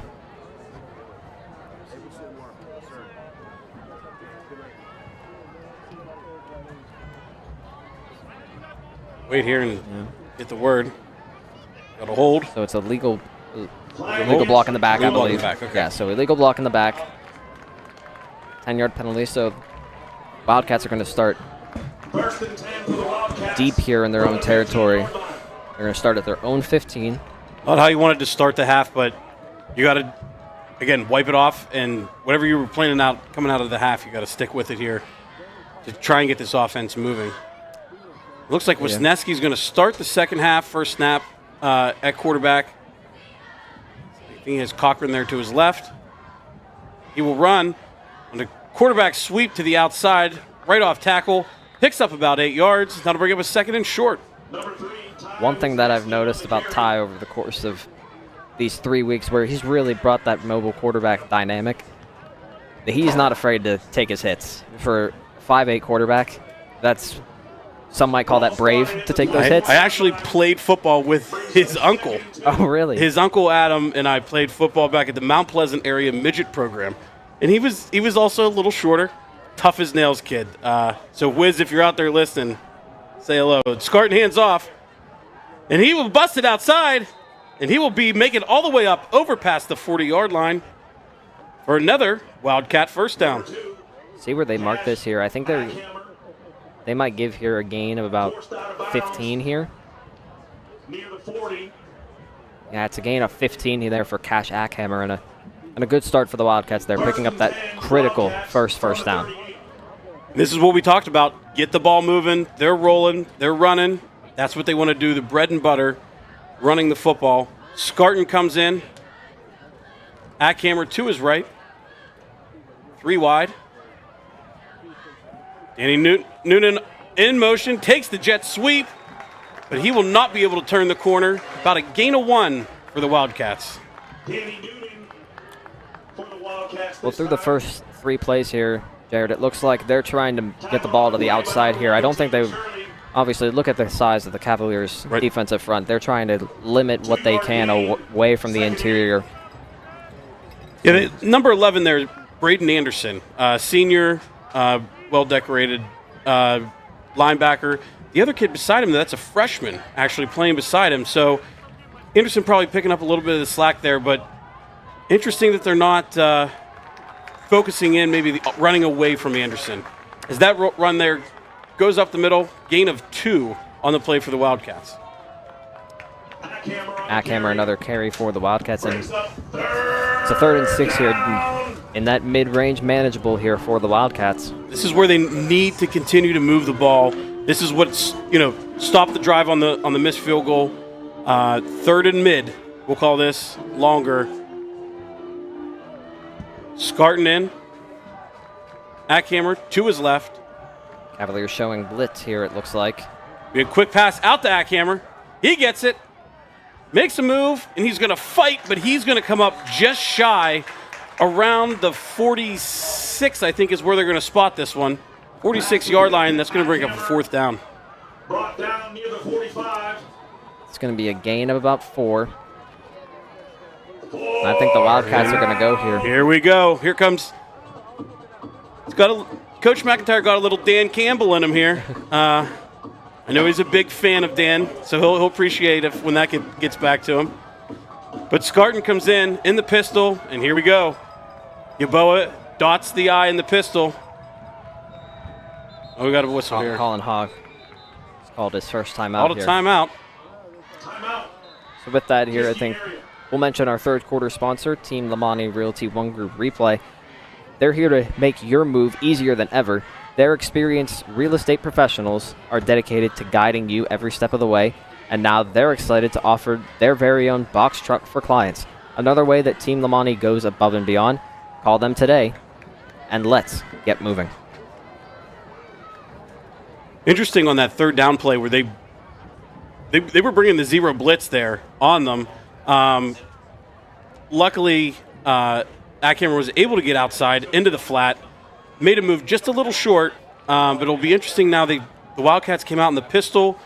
Will Kiski keep it heavy as well? We'll see here how they line up. Interesting here out of the timeout. Ty Wisniewski is in at quarterback. Yaboa is still the running back. So a whole different look. We've got a whole different look than we had in timeout. Wisniewski in. Yaboa in the sidecar to the left. 3 receivers wide. And now Tom McIntyre. And now Tom McIntyre will call a timeout. They just wanted us to get our sponsor reads in here. This first timeout is brought to you by the Collision Shop. Let's find it here. Okay. The auto accidents are stressful enough. Let the Collision Shop by Jason Mignot take it from there. Specializing in collision repair for all makes and models, they work hand in hand with you and your insurance company to deliver top quality repairs done right and on time. The Collision Shop by Jason Mignot, making a tough situation hassle-free. Well, we had Scarton on the first look, Wisniewski on the second look. We're going to go Wildcat here? I mean, get the trifecta? No, I'm kidding. We will see here. They're going to come out in the same look that they were after the Kiski area timeout. Yeah, and with that timeout there, you'd think they're going to come out in the same formation that they did Kiski, right? Or the same look. You just want to make sure you have it buttoned up. Interesting note here. Joe Posch is out at right tackle. Okay. Lucas Collins at right tackle, and I believe that is 73. High snap. Wisniewski takes, and he will be stopped well short of the first down. A full yard. Coming in to make that play is, we just talked about him, Braden Anderson, senior for the Cavaliers. Yeah, so gain of nothing there for Wisniewski. They kind of jumped the gun there. I've noticed that Mason Machinsky was in at right guard. Lucas Collins shifted from right guard to right tackle. And so here you go. Kiski area is going to have prime field position here for their first drive of the second half. And you really hope here that whatever momentum that they picked up towards the end of the second quarter, the Wildcats can stop that momentum that they had. Because Kiski was really rolling, getting with the pass. They set it up with the run, then went to the pass, obviously, in the 2-minute drill to get their second touchdown. Artman back in. Taylor shifting out to the left. Artman will throw and dropped. I believe that was Finney. I believe it was here. Let's take a look on the Team Lamani Realty One Group replay here. Again, shifting Taylor out. That's been a trend here since their third drive started. Right over the hands of Russell Fry, and in and out of the hands there. Fry's been an inch away Yeah. in many cases tonight on some of these quick passes across the middle. That was in and out of the hands of Avon Shirley. It was Avon. There. The 1s and the 4s. Yep. Looks the same with these uniforms. Artman takes the ball, but he will hand off to Taylor. Taylor going to get bottled up, and we're going to have a 3rd and long. Yeah, just 2 there for Taylor. Wildcats, good job here of keeping the Cavaliers in a tough spot for the Wildcat defense, keeping them here on a 3rd and long.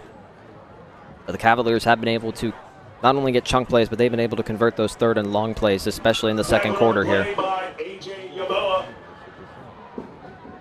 Artman staying. I thought he was coming off the field for a minute, but he was just getting the play call.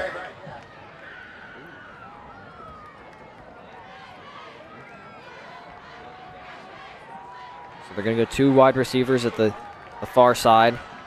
Finney, the lone receiver, down at the bottom. Artman takes. Taylor shifting out. Here we go into the flat again. Watch Taylor in the flat. Hartman's going to roll. Some Wildcats coming on him. He's got the man. I don't know. He's incomplete. Yeah, I didn't think he had that one all the way through, or he even maybe was out of bounds, even if he did catch it. Yeah, I don't think Clayton Burkett expected him to throw this one. That's why he was late there on the play. I think that when they wheeled him out when they wheeled Taylor out on the wheel route, it ended up sucking in the defense, and that's how it sprung him loose down the side. Yeah, we've seen now 2 throws by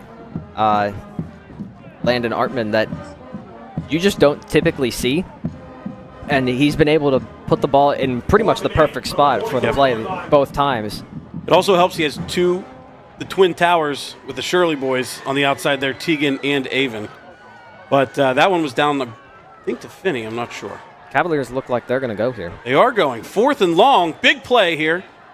Hartman drops, steps up in the pocket, being chased by some Wildcat defenders, floats it to the middle. Caught. And that will be a Cavaliers first down. That is Avon Shirley on the catch. I want to see if there was a hold there, by the way. Yeah, I think the refs missed one here. 13-yard pickup. Here we go, Artman up. We're going to see this right here. It's on Aaron Gasky, I believe.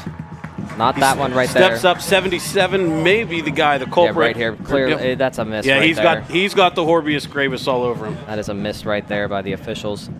1st and 10, Cavaliers from the 31. Cavaliers get a break there, especially on a 4th and long. And they will take first down from the 31. Artman in. Gives to Taylor, and there are just too many Wildcats for him to even take an inch. Yeah, nothing there for Taylor there. That 4th down completion to Avon Shirley got 13 yards there. That's a loss of 2 there for Taylor. Good bounce back by the Wildcat defense there after a heartbreaking, 4th down to be able to stick tough and come back and tackle for a loss, moving them behind the sticks, and that's where you want to keep them. Yeah, knowing that they don't have their kicker, Austin Beck, I feel like right now at this point, Kiski area is going to be going for it here for the majority, at least until about maybe the 15-yard line. We'll see there.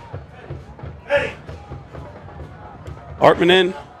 Taylor to his right. Play action. Artman will throw. That ball is high and out of bounds. Here we go. 3rd and long once again. Chris Cochran disrupted that play there off the edge. It's been rarely do we see him rushing the play here, and there's a flag in an area for holding.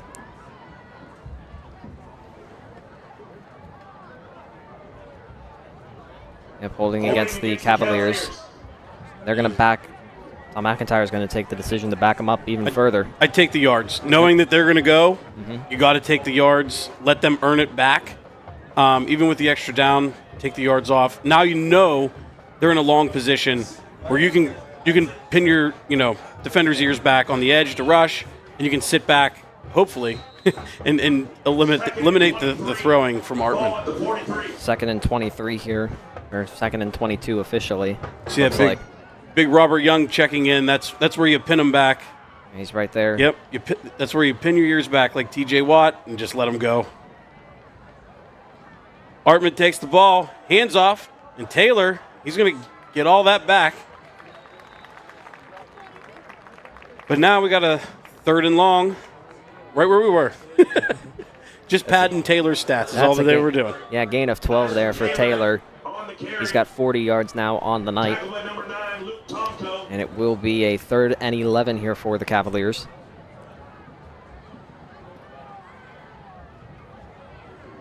That was the 6th play of the drive for Kiski area.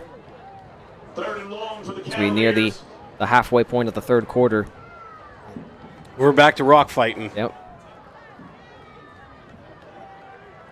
There's Artman. Taylor to his left. Bunch.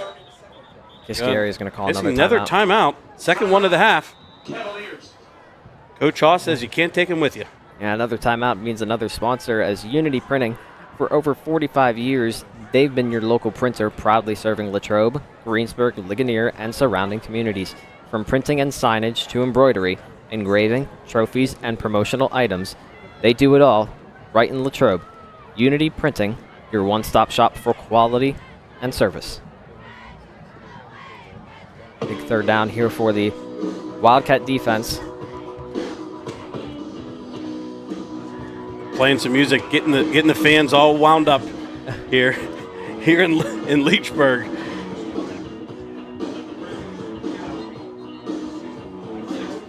See the Wildcats break the huddle here. Got 5:51 left here in the third quarter. It is, again, this feels like a must-stop here for the Wildcats. Yeah, you got to stop them here, but don't forget they're probably going again. Yep. So, if you're Kiski right here, you probably want to cut the sticks, make it more a fourth and manageable. So, as the defense, you have to remind yourself, hey, don't let them do anything. Shut them down. Avon Shirley is in a quarterback and a false start. That's going to help. By Landon Artman. So it looked like a direct snap to Avon Shirley. Against the Cavaliers. That would have been an interesting play there. That one's out of the book. I would guess that that's just going to be a little pitch to Artman, and so he could throw it maybe. Interesting. Well, looks like they're going to do it again. They're doing it again. So Shirley is going to be the quarterback of record. Artman at his side gun. They're going to run an option here, but Shirley That's a really good play. Is stopped up, and Chris Cochran coming through, making a huge play for the Wildcat defense. Yeah, I wonder if we can see this one again here. Team Lamani Realty One Group replay. I think the Cavaliers are going to punt it here, but watch this play by Chris Cochran. Right there with the yellow glove. Steps up. Just able enough to contain him.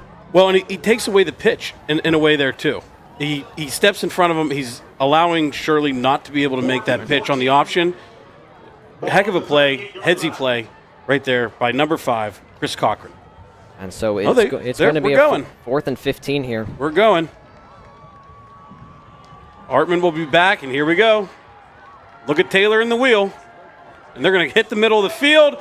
He's got some open space, and he is going to go all the way for a Cavaliers touchdown.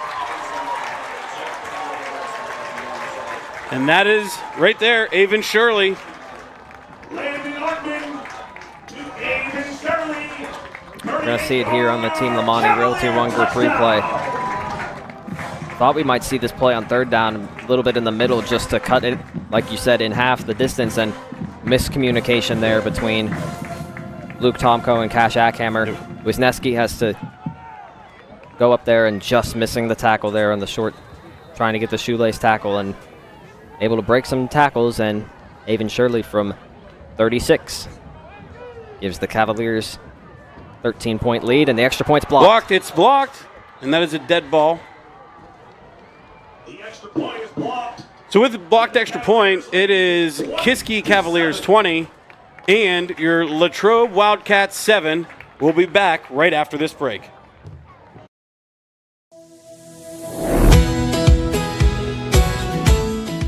I'm proud to work with an organization that's known across the state, that's reputable. Adelphi is a place to have ample opportunities for promotion. There's nothing that Adelphi won't do for you personally and professionally. Come on in.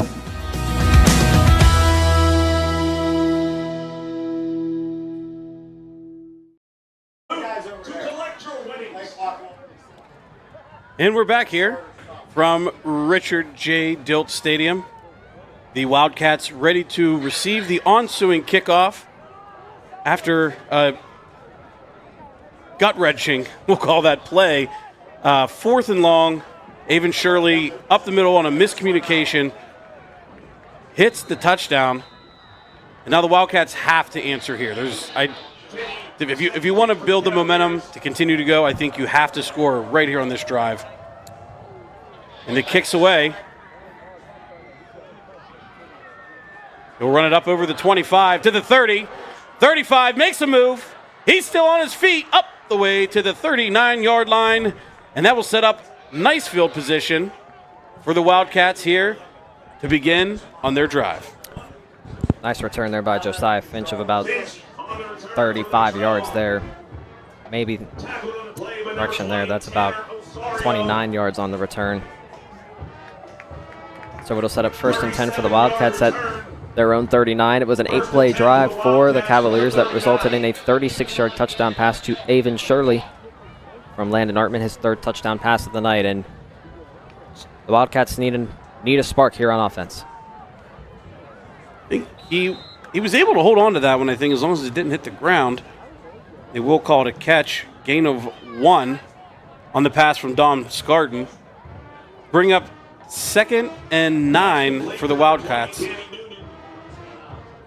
2-yard gain. Scarton will stay in at quarterback. From the 41. Yaboa is the back here for the Wildcats as there's 4 minutes and 10 seconds here left in the 3rd quarter. Yaboa will take the run. He will be stopped up.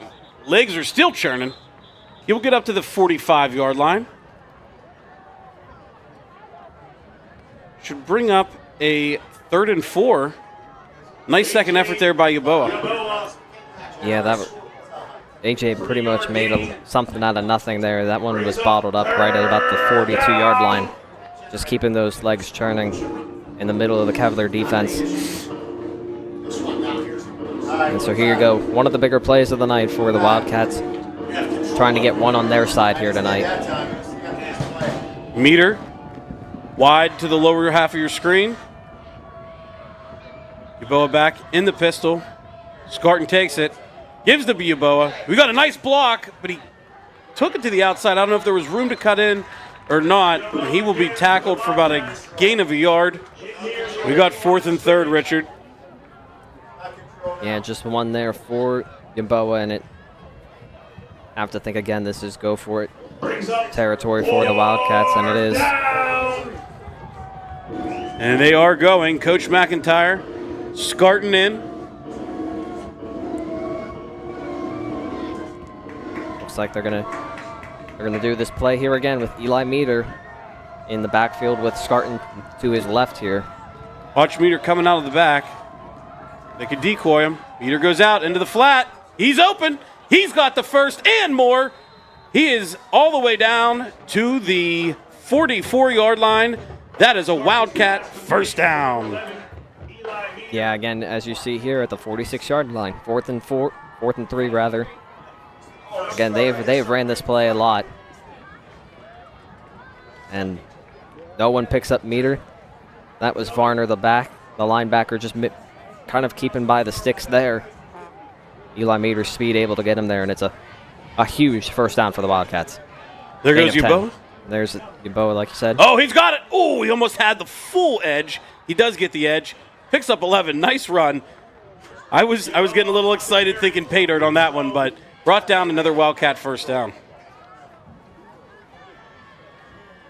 Brings the ball up to the 32-yard line of the Cavaliers. I'll tell you, on that one there, I could see the burst from A.J. Yaboa. I mean, when he hit that corner, he was taken off. It's a gain of 12 there for A.J.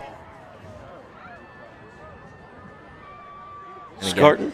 Again, a really, really important drive here for the Wildcats.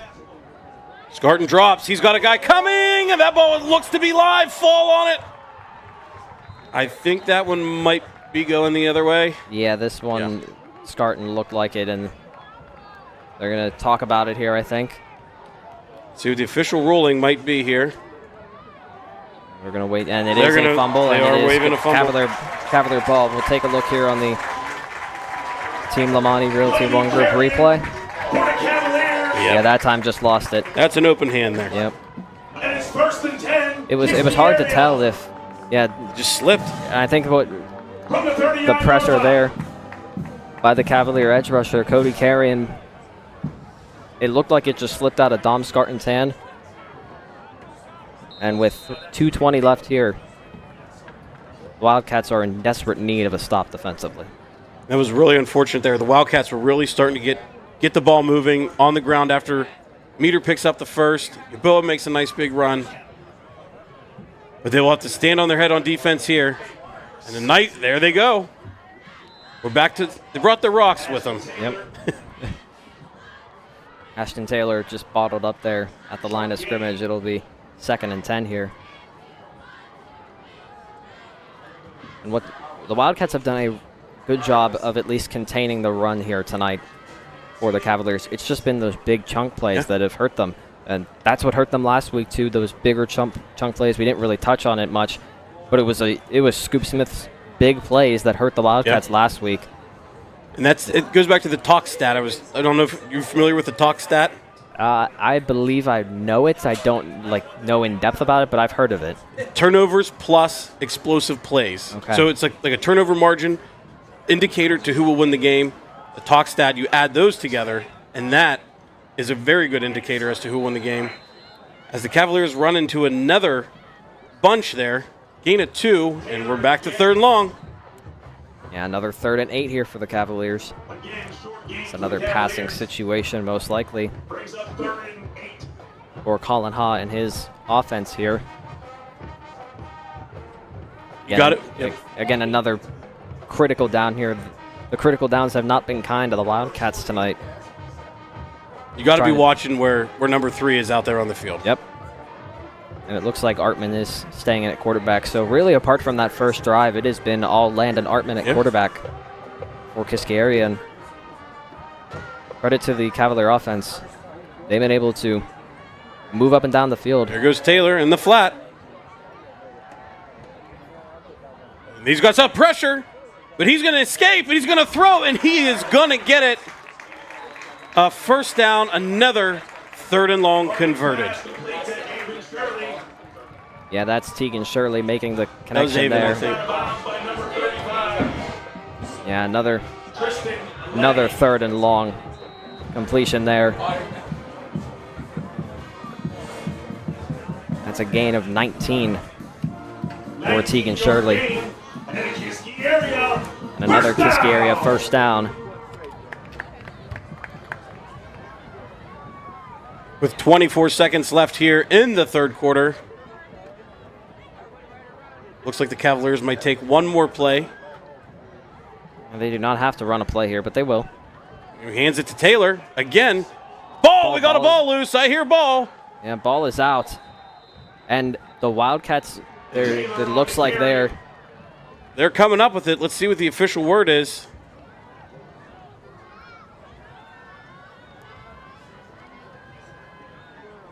A lot of talking here by these officials tonight. Yeah, a lot of talking, a lot of making sure about the right play. And the Wildcats are going to get the ball here, it looks like. The fumble by Ashton Taylor. I don't know if we'll get first down. We'll get a clean look here. Wade Enoch from behind on the trail technique. And look who's there. Russell Fry with the poke out. Dom Angelico in there as well. The spark the Wildcats needed on defense. They get it, and it's 1st and 10 at the Wildcat 41. That takes away one of the talks. Yep. So here we go. Moving the needle back the other way. As Dom Scarton comes in, he will get an empty backfield with him. 3 wide to the left, 2 wide to the right. He will look. There's Danny Noonan for a quick hit. Pick up a 3, we'll say. Scarton's pass complete to Noonan. Yeah, that's going to be about 2, and that will be the final play of the 3rd quarter here from Kiski Area High School. Final play of the 3rd quarter.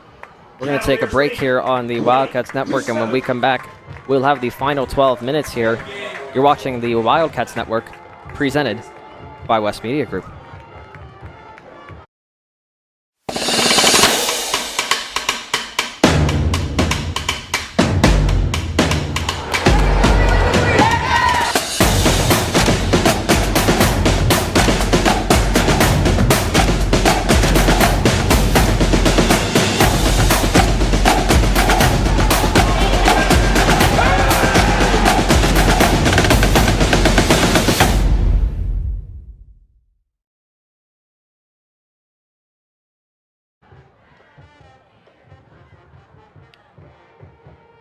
And welcome back here from Kiski area.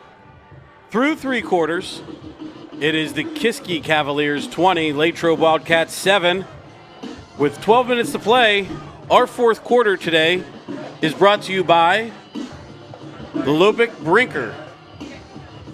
It's Brinker Funeral Brinker. Home. The Brinker Funeral Home. Owned and operated by Jason Brinker. The Brinker Funeral Home proudly continues a tradition of community-focused service. With modern facilities and technology, they remain committed to dependable, compassionate care where dignity prevails. Jared, we talked about it right before the fumble. Kiski area didn't need to run a play. The clock was running down, and so kind of a mental error. I don't know if that was, if they were thinking about that. But really, in a sense, a gift for the Wildcats that maybe they can try and pounce on here. Yeah, free play, made the most of the opportunity there. And it was then the Wildcats ran the last play of the third quarter, which we didn't see coming. Right. But that may have shifted the momentum here going into the fourth. We'll see. They were moving the ball, remember, before they turned it over, before their fumble. Yep. So hopefully they can continue on that on the offensive side for the Wildcats. And they're back. Empty set. 3 right, 2 left. Scarton in the gun. Takes the snap. He's got a pocket. He throws and intercepted by the Cavaliers. That is Lucas McCanty. Lucas McCanty coming up with a pick. And it looks like he threw into some coverage there. Not sure if it was a miscommunication. But let's take a look here on the replay.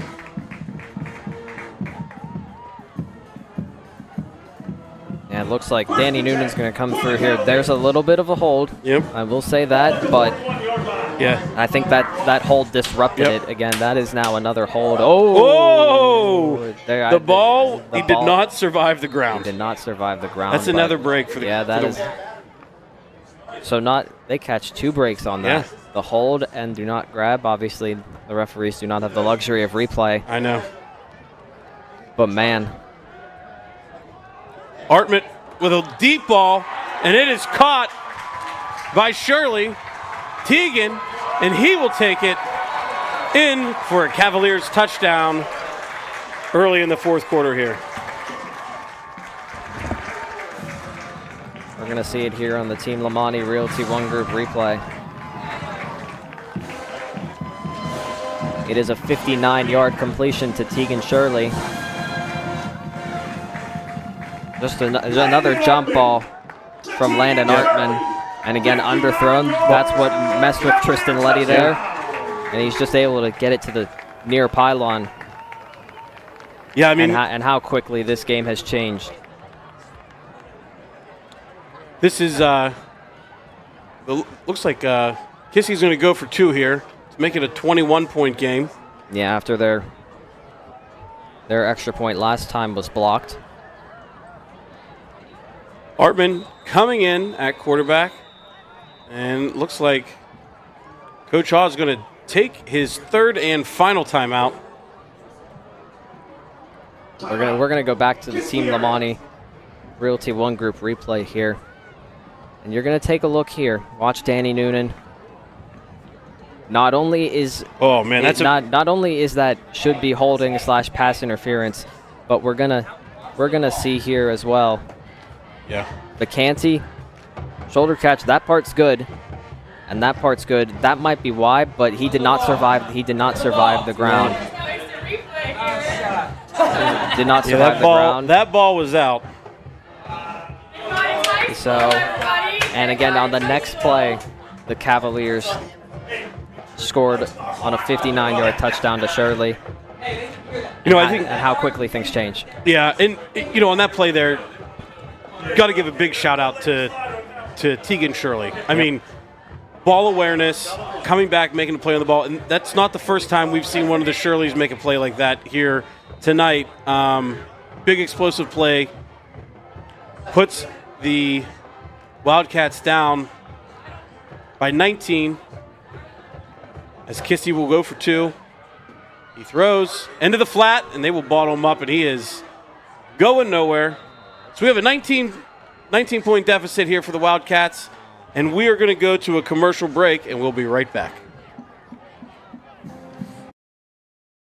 Hi, I'm Jason Brinker. This is my wife Hannah Brinker, our daughter Charlotte, and our son Stephen. And we welcome you to Lapatich Brinker Funeral Home. Located on the corner of Weldon Street and Lincoln Avenue, we've been family-owned and operated and serving Latrobe and beyond since 1958.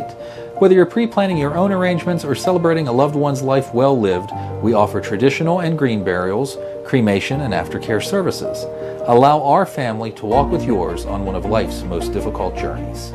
We are most appreciative of your trust, and we will do our best to prove that we are where dignity prevails. And we are back here as the Wildcats are trailing 19 with 11:42 left in the fourth quarter. It is 26-7 for the Kiski Cavaliers. And Richard, we went on a roller coaster ride there in the last 10 minutes or so. Yeah, a lot happened. That's all. I think that's an understatement to say that. Andrew Finney's going to kick it away here, and the Wildcats again got some work cut out for them. They'll take the run. Looks like that is Meter on the return. Nice run for Meter there. He gets it up over the 40 to the 43-yard line, where the Wildcats will begin their possession. Richard, we were talking there at the break. A couple calls, big plays that have created big plays for Kiski. Don't want to talk bad about the officials. Might get fined. But, there was the hold on the pass interference. On the long fourth down, the hold on the defensive lineman for Latrobe. Oh, we got a little Wisniewski. A little okey-doke here. Meter goes in motion. Pulling this one out of the bag. Oh, and he fumbled. And he scooped it. Wisniewski, he makes the tackle inside the 20. And Kiski will take over possession in the red zone with 11:28 left here. Yeah, just a bobble right there, and yeah, like last week, things are unraveling quickly for the Wildcats. Miscommunication between Meter. That's just it looks like Meter maybe just fumbled the catch, I guess, on the pitch, right, is what happened. Because that ball popped up, and it hit the turf and bounced right into the Kiski defender's hands.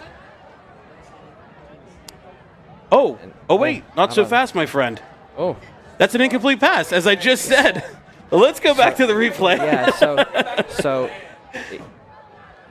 Yeah, we didn't know about the replay here, so. It was a forward pass. So. By definition. Look here, it was not a handoff, it was a touch pass. Right. And how about that?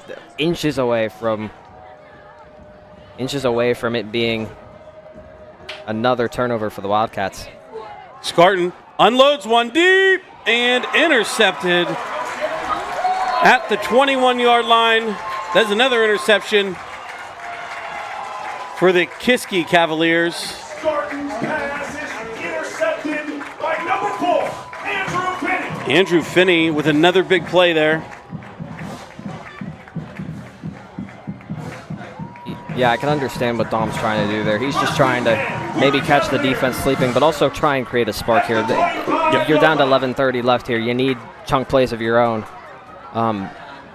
With not taking so much time off the clock on your drives, trying to hope for a big one.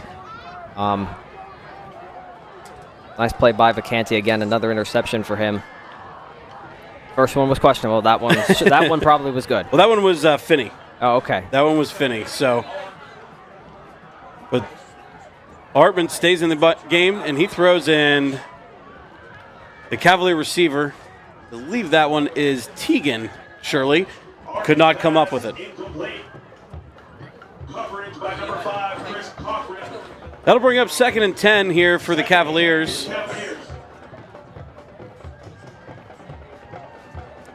Feels like the wind has been popped. But as Captain Optimism that I am, I will say that if you can get a quick 3 and out here, and if they're throwing the ball, obviously they don't want to take the clock with them. They just threw a pass. Yeah. So if you're going to give us some free time, you got to take advantage of it. And here we go again. There goes Taylor on that wheel route. Yeah, it's another pass So we're here. throwing. He's going to step up, and he is going to find Finney wide open down the sideline. He's got a blocker over the 20, to the 15, to the 10, to the 5. Touchdown, Kiski Cavaliers. It is 32-7 currently with the pending extra point. 75 yards on the completion from Landon Artman to Andrew Finney. And this is now another time where Landon Artman's ability to move up in the pocket has gotten the Wildcats to bite on it, and that's another really good throw there by Artman. Utina tried to cut him off, but because Vacanti's right in front of him, he can't make the play. And again, the Cavaliers are going to go for 2. We'll go for 2 again here. Artman will stay in. Taylor to his sidecar left. And he will take it, keep it himself. He'll find a crease, and he will power himself into the end zone. Landon Artman, the good 2-point conversion, makes it Cavaliers 34, Wildcats 7. And we're going to take a quick break and be right back. The Wildcats Student Store has the largest variety of clothing and merchandise you'll find anywhere, for any time of year. Shop in store or online and have your order shipped to you or picked up at the high school. Let's go, Cats!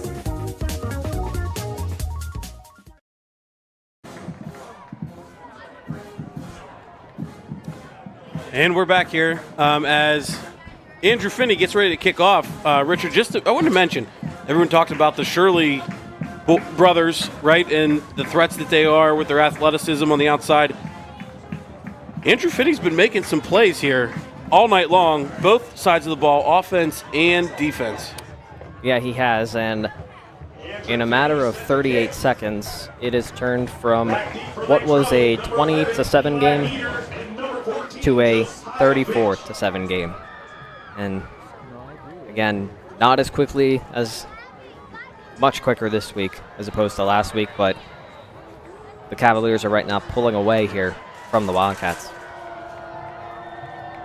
And Finney gets ready to kick off. He will kick it deep. It was that Boutin on the return.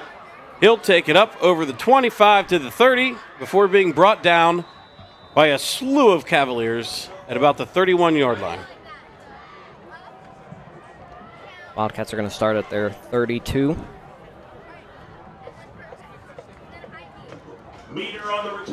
And we thought tonight for the Wildcats that if they were able to run the ball with AJ Yeboah back, that might help the passing game and the balance that they might bring, but never really got the run game going tonight. Apart from that one drive that they had. The turnovers really kind of took that out of the playbook, if you want to say, right? Yep. Getting that run game, establishing that as Yeboah that's Wisniewski who kept, and he will bring it up to close to the 35-yard line. Gain of 3.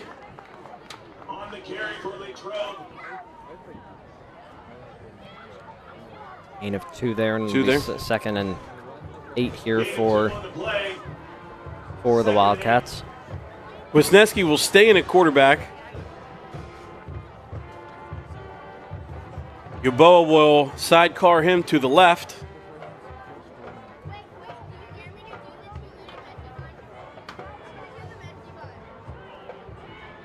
And the snap, the handoff to Yeboah. He finds a hole. He busts one. He's getting up the middle, and his legs are still churning up over the 50-yard line, close to the 46-yard line of the Cavaliers for another Wildcats first down.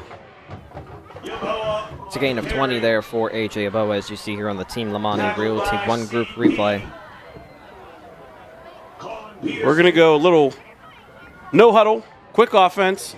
Yeboah keeps again, finds another crease, and he is hit and brought down at about the 38-yard line.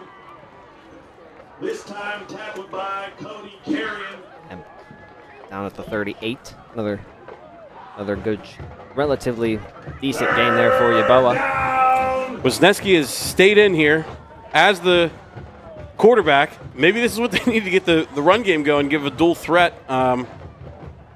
to either be Wisniewski or Yeboah. But the Cats are moving the ball here, and Yeboah will get stuffed up there. They will bring some pressure, and that is Braden Anderson, again on a big stop tackle for the Cavaliers. Bring up a 3rd and 3 here for Greater Latrobe. We didn't mention, I don't think, Braden Anderson, his brother also sophomore. Yeah, sophomore Nicholas Anderson. Nicholas Anderson, he is, I think, rated the top offensive lineman of his class in the state of Pennsylvania. And I can see why by some of these blocks that he's done with creating the time. And a lot of it is the time that Landon Artman's had in order to not only move up in the pocket, but also just to get those quicker completions out. Wisniewski takes the snap. He drops back. He's got pressure. He will step up in the pocket, gain a few. He will make it 4th and about 1 or 2. Should be enough for the first down there. Oh, they did? And it is. Oh, he did? Yeah. All right. He did make it to the 36. Yeah, which is why I was confused because that far official did mark him short, even though he was standing behind the marker. So, gain of 3 and a first down for the Wildcats. Cochran in with Wisniewski. 2 wide to the right. Noonan down to the left. Wisniewski will throw. Oh, just out of the hands of old Danny Noonan down there. That'll bring up a 2nd down and 10. Wisniewski's pass intended for Noonan. Yeah, those have just been the small things that have held the Wildcats back tonight. The timing, and again, obviously we touched on it, but Mason Machinsky in at guard. Yeah. Lucas Collins in at right tackle, so don't know what the status is there of Joe Post, who has been really good at right tackle since they made that change against the Plum Mustangs. Wisniewski still in at quarterback. He's still there, and Yeboah is on his left. And he'll be Yeboah. He got a crease. He'll get up over the 30-yard line. He'll cut the sticks in half to bring it to a 3rd and about 5. Actually, it'll be a little shorter. He did cross over the 30. That's a gain of 8. Another gain of 8 there for AJ. 2nd gain of 8 on this drive. 3rd and 3 for Wildcat offense here. Wisniewski in, back into the pistol formation. Yeboah behind him. Gasky comes in motion, high snap, and that might have thrown it all off as A.J. Yeboah tackled for a slight loss, and that'll bring up 4th down. Yeah, just blown up there along that right side. This area brought everyone too much to at least get a chip on, get a block on, and here it's a 4th down here for the Wildcats. Another play by Varner, the freshman. Number 89, I believe he was in there on the tackle. I saw the team celebrating with him.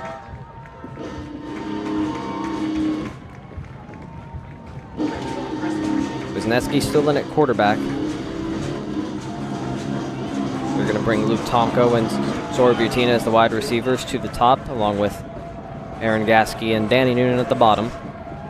Cochran in. Wisniewski takes it. He's got the pitch. Cochran fighting his way up over close to the 25. Did he get it? I think he might have. Depending on the spot they'll give him. The official close down on the low side says no, but they are motioning 1st down. Yeah, just got enough on that gain of 5. It's a 1st down for the Wildcats. Correction from the 26-yard line. Give the Wildcats offense a lot of credit here, showing some heart. Obviously, down on the scoreboard, and they're grinding this one out, and they're fighting for every yard and every inch. A lot of heart shown here. Yeah, this one will hurt, knowing that destiny is probably taken out of their control here, depending on the result. And the pass is complete. Wisniewski's pass, I believe that was Sawyer Butina. Butina over there. And that will move the chains again. Another 1st down. That's a gain of 11 there for Sawyer. Making his first catch of the night. 1st and 10. Lake It is another first down for the Wildcats here. Wisniewski's got the ball moving here. Yep. And they have felt confident with not only Ty's ability as a runner, but with his ability to pass it. They just haven't used him in the passing game. Fake pitch. He's got an open guy. Oh, but he will just hold on too much as Braden Anderson coming in on the sack, giving a little TJ Watt celebration at the end there. That was actually Colin Peterson making the sack there. Oh, well, sorry. Yeah, again, with the monitor here, it's easier to see the numbers after they turn. After you can see the back numbers. Yeah. Again, we're having trouble here identifying as things go. So we're going to talk to the athletic director at Kiski, get some new color schemes. Go back to blue. Wisniewski rolls out, throws, and he will be incomplete, and that'll bring up a 3rd and long for the Wildcats. And Wisniewski lost 4 there on first down, and it is 3rd and 14. You want to see the Wildcats end at least on a positive note here. It's really been a struggle for them against this Cavalier defense since their first touchdown back in the first quarter when they were up 7-0. We were 34 unanswered here. Yep. Robert Young is going to be at the top of the screen here. Wisniewski back into the pistol. Hatchhammer in, he throws deep, and he caught it. And that is Aaron Gasky for the touchdown Cats. That would be a... Let's go to the replay and look here. That is a 19-yard touchdown. 19-yard touchdown pass. For Ty Wisniewski to Aaron Gasky. That's Ty Wisniewski's first touchdown pass of the season. There you see there. Just stepped into that one, and job by Aaron Gasky to get behind the linebacker Varner. Able to make the catch and puts the Wildcats finally back on the scoreboard. And they will go for 2. Wisniewski stays in at the pistol. Hatchman rolling with him. He's rolling out, trying to find some space. Throws up to big Robert Young, but he can't bring it down. Failed conversion with 4:56 remaining in the fourth quarter. It is the Cavaliers 34, your Wildcats 13. We'll be right back after this commercial break. Why deal with the hassle of big city airports and connecting flights? At All Palmer Regional Airport in Latrobe, we make travel simple. Enjoy free parking right by the terminal, quick check-ins, and no long lines. All on a relaxed, easy-to-navigate airport. But the best part? We've got non-stop flights to sunny Orlando and Myrtle Beach every day. Plus, enjoy convenient twice-weekly service to Fort Lauderdale. No layovers, no stress, just smooth, non-stop service straight to your favorite vacation spots. Tired of flying into a bigger airport just to stand in line and catch a connection? Skip the chaos. Fly direct from Latrobe and start your getaway the smart way. Fly Latrobe. Fly direct. Fly smart. And welcome back here to Richard Diltz Field in Leechburg, Pennsylvania, as the Kiski Cavaliers up on the Latrobe Wildcats by the score of 34-13. And the Wildcats getting ready to kick off after just a 19-yard touchdown pass to Aaron Gasky for the Wildcats' first score since way back in the first quarter. A lot of, as we talked, Richard, a lot of heart still left out there for the Wildcats. Yeah, I believe Levi Pavarnik's is going to send this one over, and it is going to bounce into the end zone for the touchback. Little too much on the summer roll, as they call in the golf game. Mm-hmm. Well, so the Wildcats will have 3 games remaining after tonight. They will host Pine Richland and Gateway back-to-back games. Next week is homecoming for the Wildcats, and then they will end the season at Penn Trafford. If the Wildcats are able to get a win against Gateway and Penn Trafford, they could be in position for a wild card. That is obviously, right now, the situation that we're probably in. Right. They were the number 12 seed last year, in as the wild card out of the Big East Conference. it's going to be interesting. Obviously, we won't know until tomorrow how things shape up around most of these games, but a tough one for the Wildcats to swallow here tonight. No doubt about it. You got to think, the goal is 2 of 3, right? You don't never want to sell yourself short either, but to get 2 of 3, that puts you back in the conversation. So there's still a lot left on the table. There's still a lot of eating to do for the Wildcats as Taylor takes a run for about 11 yards and picks up another first down for the Cavaliers. Yeah, and talking with Tom McIntyre, they obviously want to control their destiny, but they were in this position last year. They didn't control their own destiny, but they only took care of what they needed to do. They obviously got that win against the Gators. Got a little bit of help, albeit. They're probably going to need some again this year. But with having, I think, a good litmus test game next week is Pine Richland for the Wildcats. It's going to be a real telltale of how the Wildcats not only respond from this one, but also, can they compete with the Rams as well? Yeah.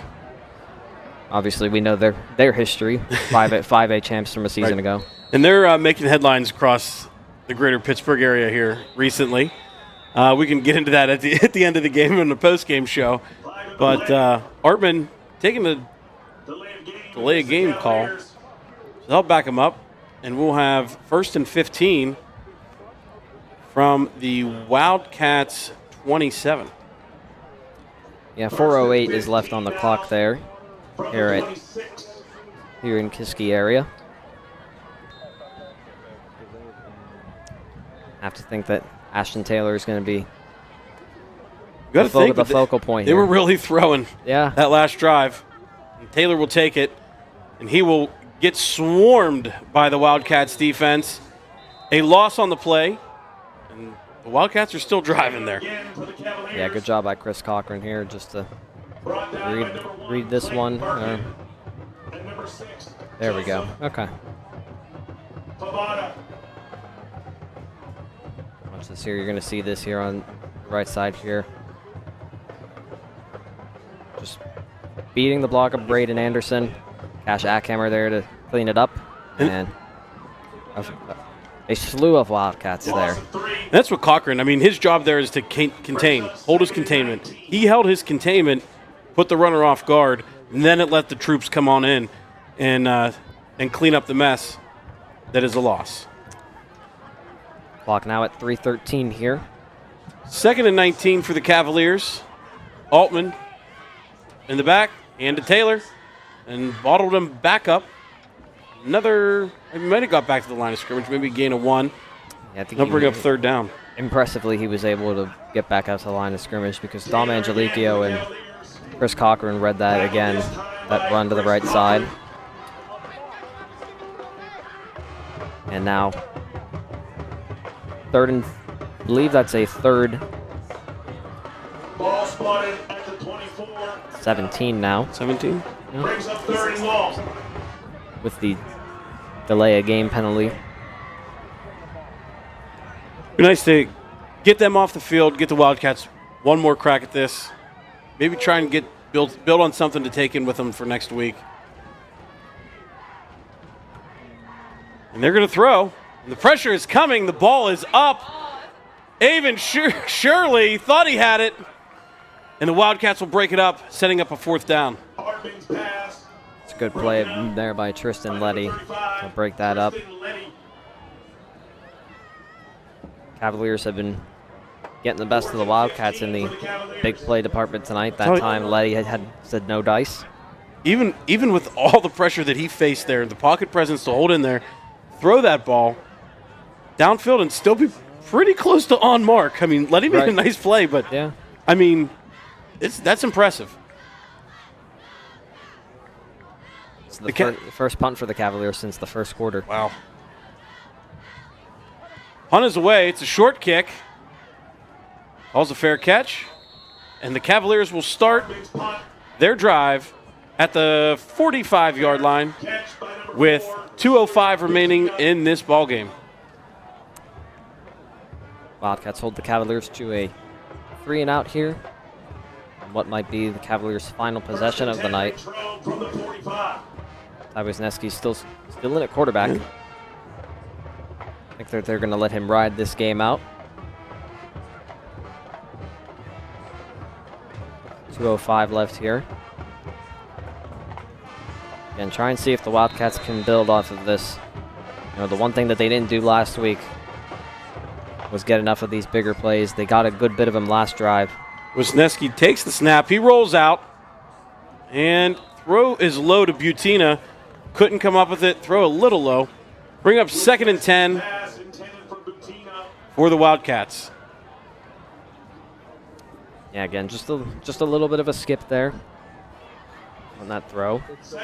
And I think you're going to find that. I mean, I don't know that these plays are obviously Wisniewski's taking his reps during the week, right? But these are probably Dom Scarton plays that they're running right now. He's not taking it with the one, so there's going to be some timing that's off when you see that.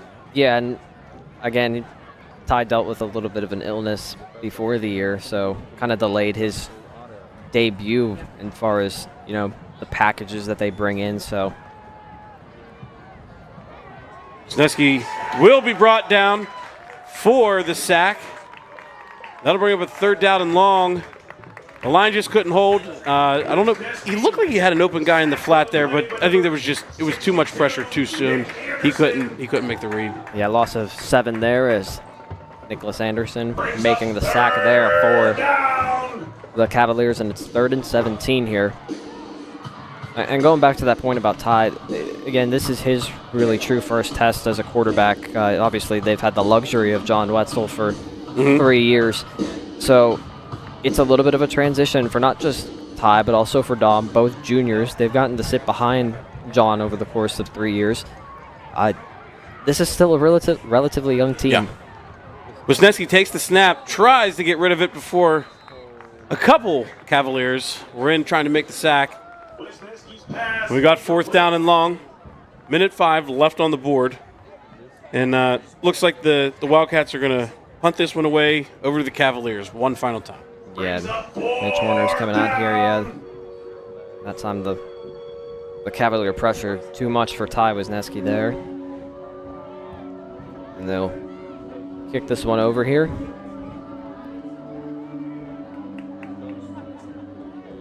But yeah, I think going back to the beginning of the season, this was a young team that, again, had some experience, but not as much, you know, as far as varsity experience. As that punt dribbles in. High snap, I think it threw off Horner. Getting downfield and making the nice hit. It was Finney on the return there, but Dante Duragon and Alex Amon making the play there.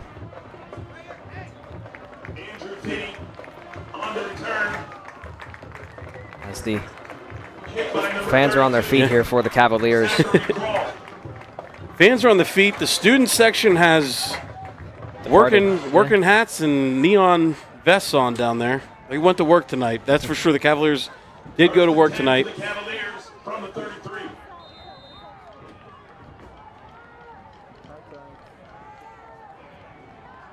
Whoop, high snap. Over his head. Who's going to get it? Ball still loose. No, it looks like the Cavaliers will fall on it at about the 19-yard line.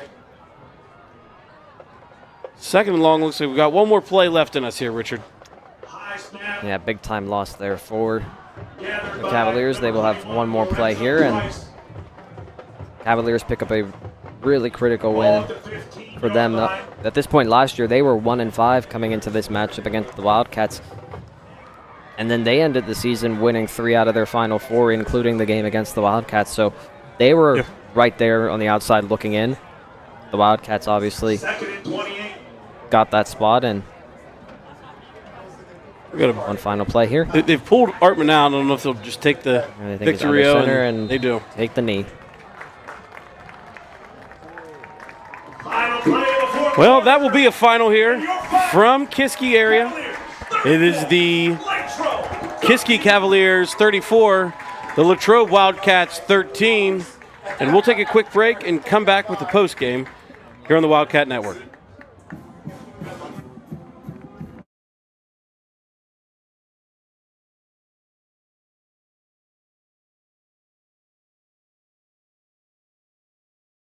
Agent for State Farm Insurance.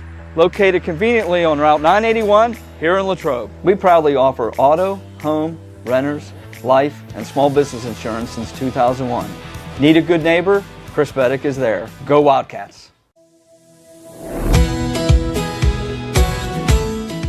I'm proud to work with an organization that's known across the state, that's reputable. Adelphi is a place to have ample opportunities for promotion. There's nothing that Adelphi won't do for you personally and professionally.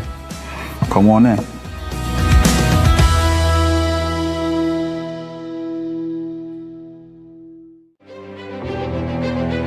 I am the swiftest creature alive. I can make it. I will make it.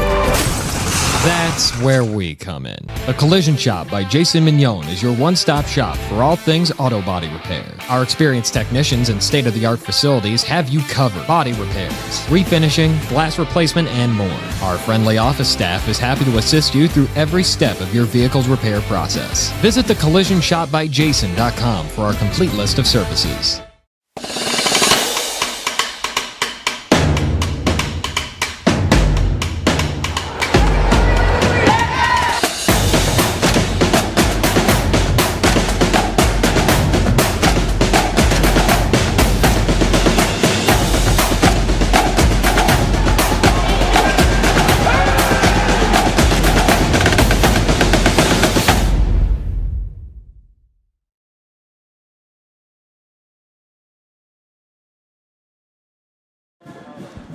And welcome back here on the Wildcat Network. Once again, a final from Kiski. It was Kiski 34, Latrobe 13. And Richard, you want to recap it, how it all went down? Yeah, so with 3 seconds left in the first quarter, the Wildcats jumped out to a 7-0 lead thanks to a Chris Cochran 10-yard touchdown run. But then from that point on, it was all Landon Artman in Kiski area. Colin Peterson caught a 5-yard touchdown pass from Artman to tie the game at 7, and then Tegan Shirley had a 24-yard touchdown catch to make it 14-7. With 4:48 left in the third quarter, this was a big turning point in the game. Avon Shirley caught a 36-yard touchdown catch from, gotta make sure I get this right here, Landon Artman, from Artman to make it 20-7. The extra point was blocked. But the Wildcats they just never had the chance to capitalize tonight whenever they made plays. The Cavaliers got it back, and Tegan Shirley took it 59 yards from Landon Artman after a Dom Scarton interception.